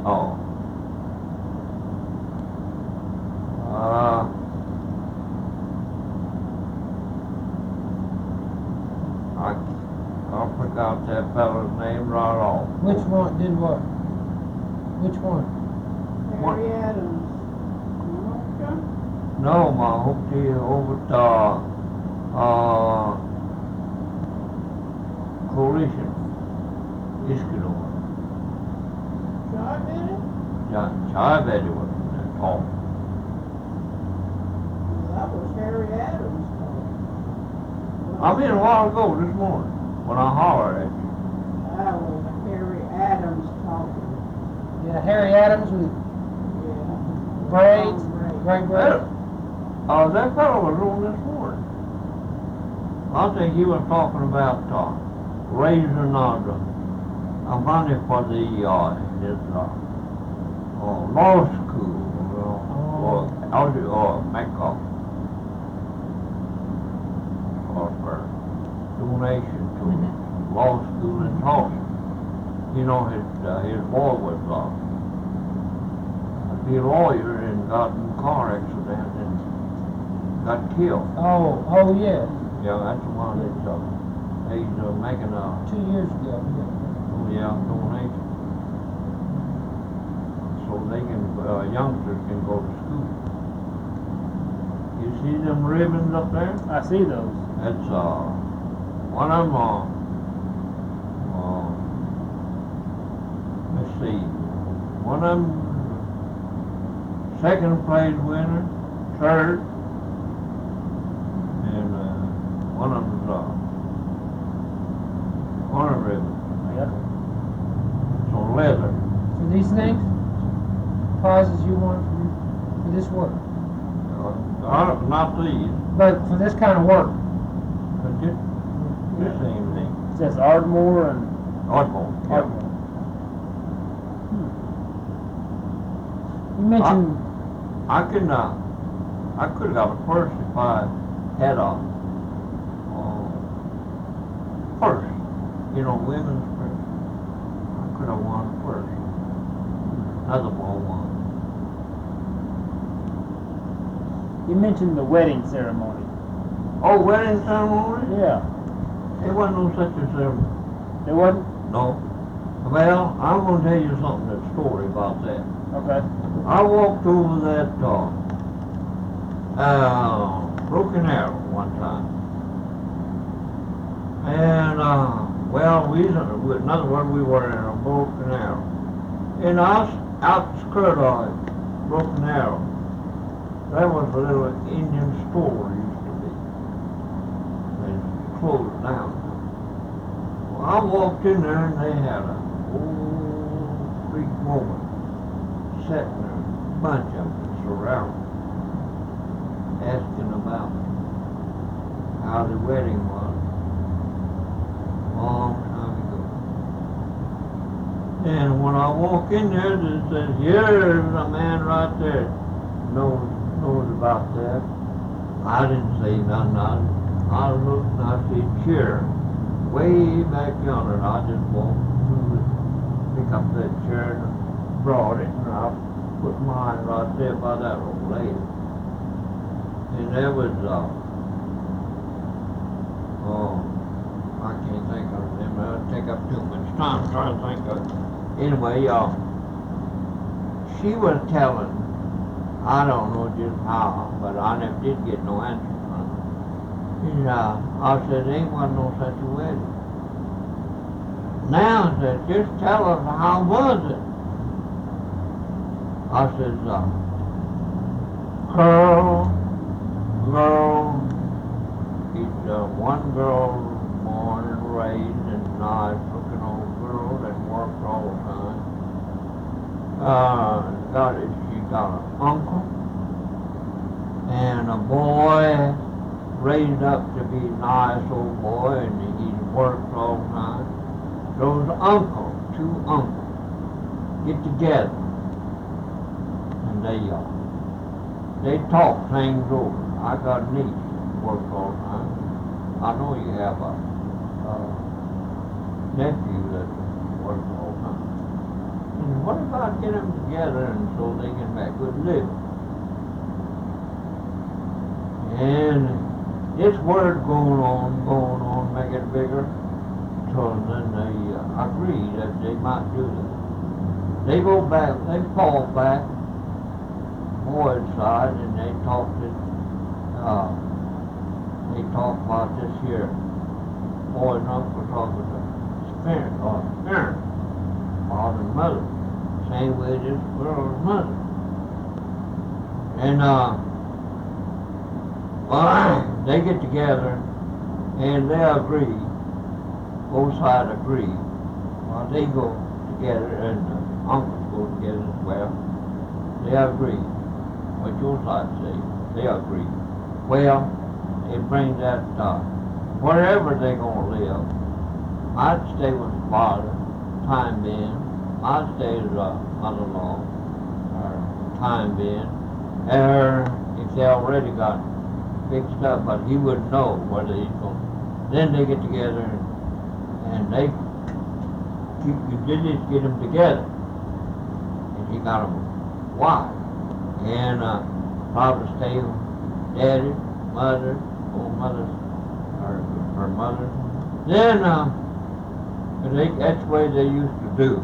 They didn't go out and chase around to find another one, or go to a beer joint or a church or probably meet a ceremonial ground, but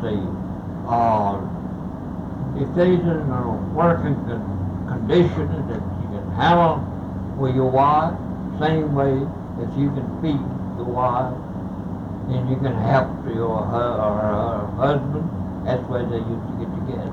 Then they bring them two together, and they're married. They live together, what's called marriage.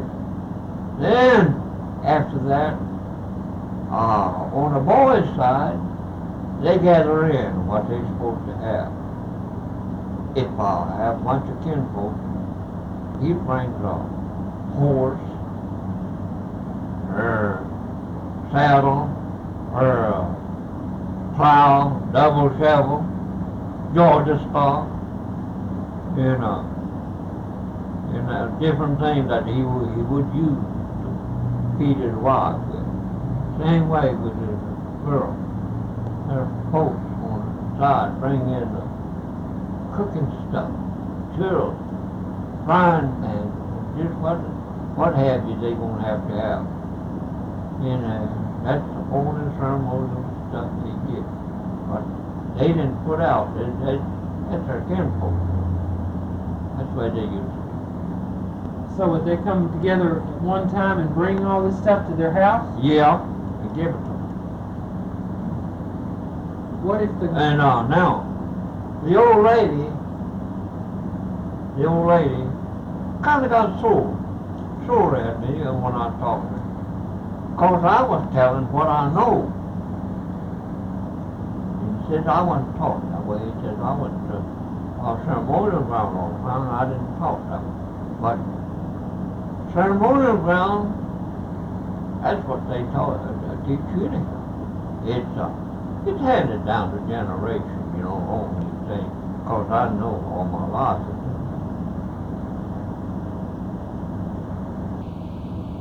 So that's what they used to do. They wasn't no such as going for just a speech, or they wasn't no such as going to a preacher and have a preacher to marry her in there. What if that woman didn't like that man?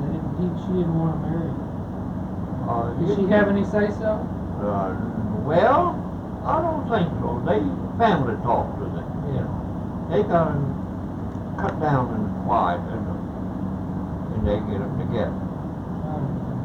And while I was there, Indian boy walked in there and he was listening in, a young kid. And I tell him about how them days, I said, you had to work at a woman. He said, well, I never marry a woman then if that's the case, if it's that way today. Now, I'm making things kind of, things are going strong, but that's the way it means we got together. My cousin come up, said, I'm over. I was in the army then. And she told me, don't get together, you're good worker. You work all your life. She worked. Got education, she worked. I'm going to write him a note. Letter. A letter to her. She told me to write one. I don't know what I was writing. And I never did get her a letter. We got together. Got acquainted, got together. We've been together since 1942. Where was that? Mars. She's born and raised Mars. Of course, we talk out pretty rough that once in a while, but that's just in the human life. Well, should we go? I think we better. Yeah. Thank you. We sure do appreciate it. You told us a lot of things. I got some new information. Just like now. You don't have to put anything down. It's some people. Because I don't want to cut him down like that. I will call him man. He'll talk about Woodrow Haney. I tell you, he'll read, he just read about it. Mm-hmm. And a lot of times he asks me, what you call these things? One time he had mink hide, you know. What do you call mink? Was in him. Mm-hmm. He got a pencil and he wrote down. Yeah, no. One time said my grandma was a medicine man and medicine woman. Mm-hmm. And you know, used in a paper, newspaper, wasn't it? And, she used to send him out. And, she used to send him out and get a herd out in the woods. That's not so. That's not the way he used to do it? That's the way they used to do, but and I Woodrow Haney. It's not the way Woodrow Haney did it. No, that's Oh, I see. Don't know what I'm talking about. I'm the one little boy raised up with it. Oh, you do? Yeah. Uh-oh. Hey.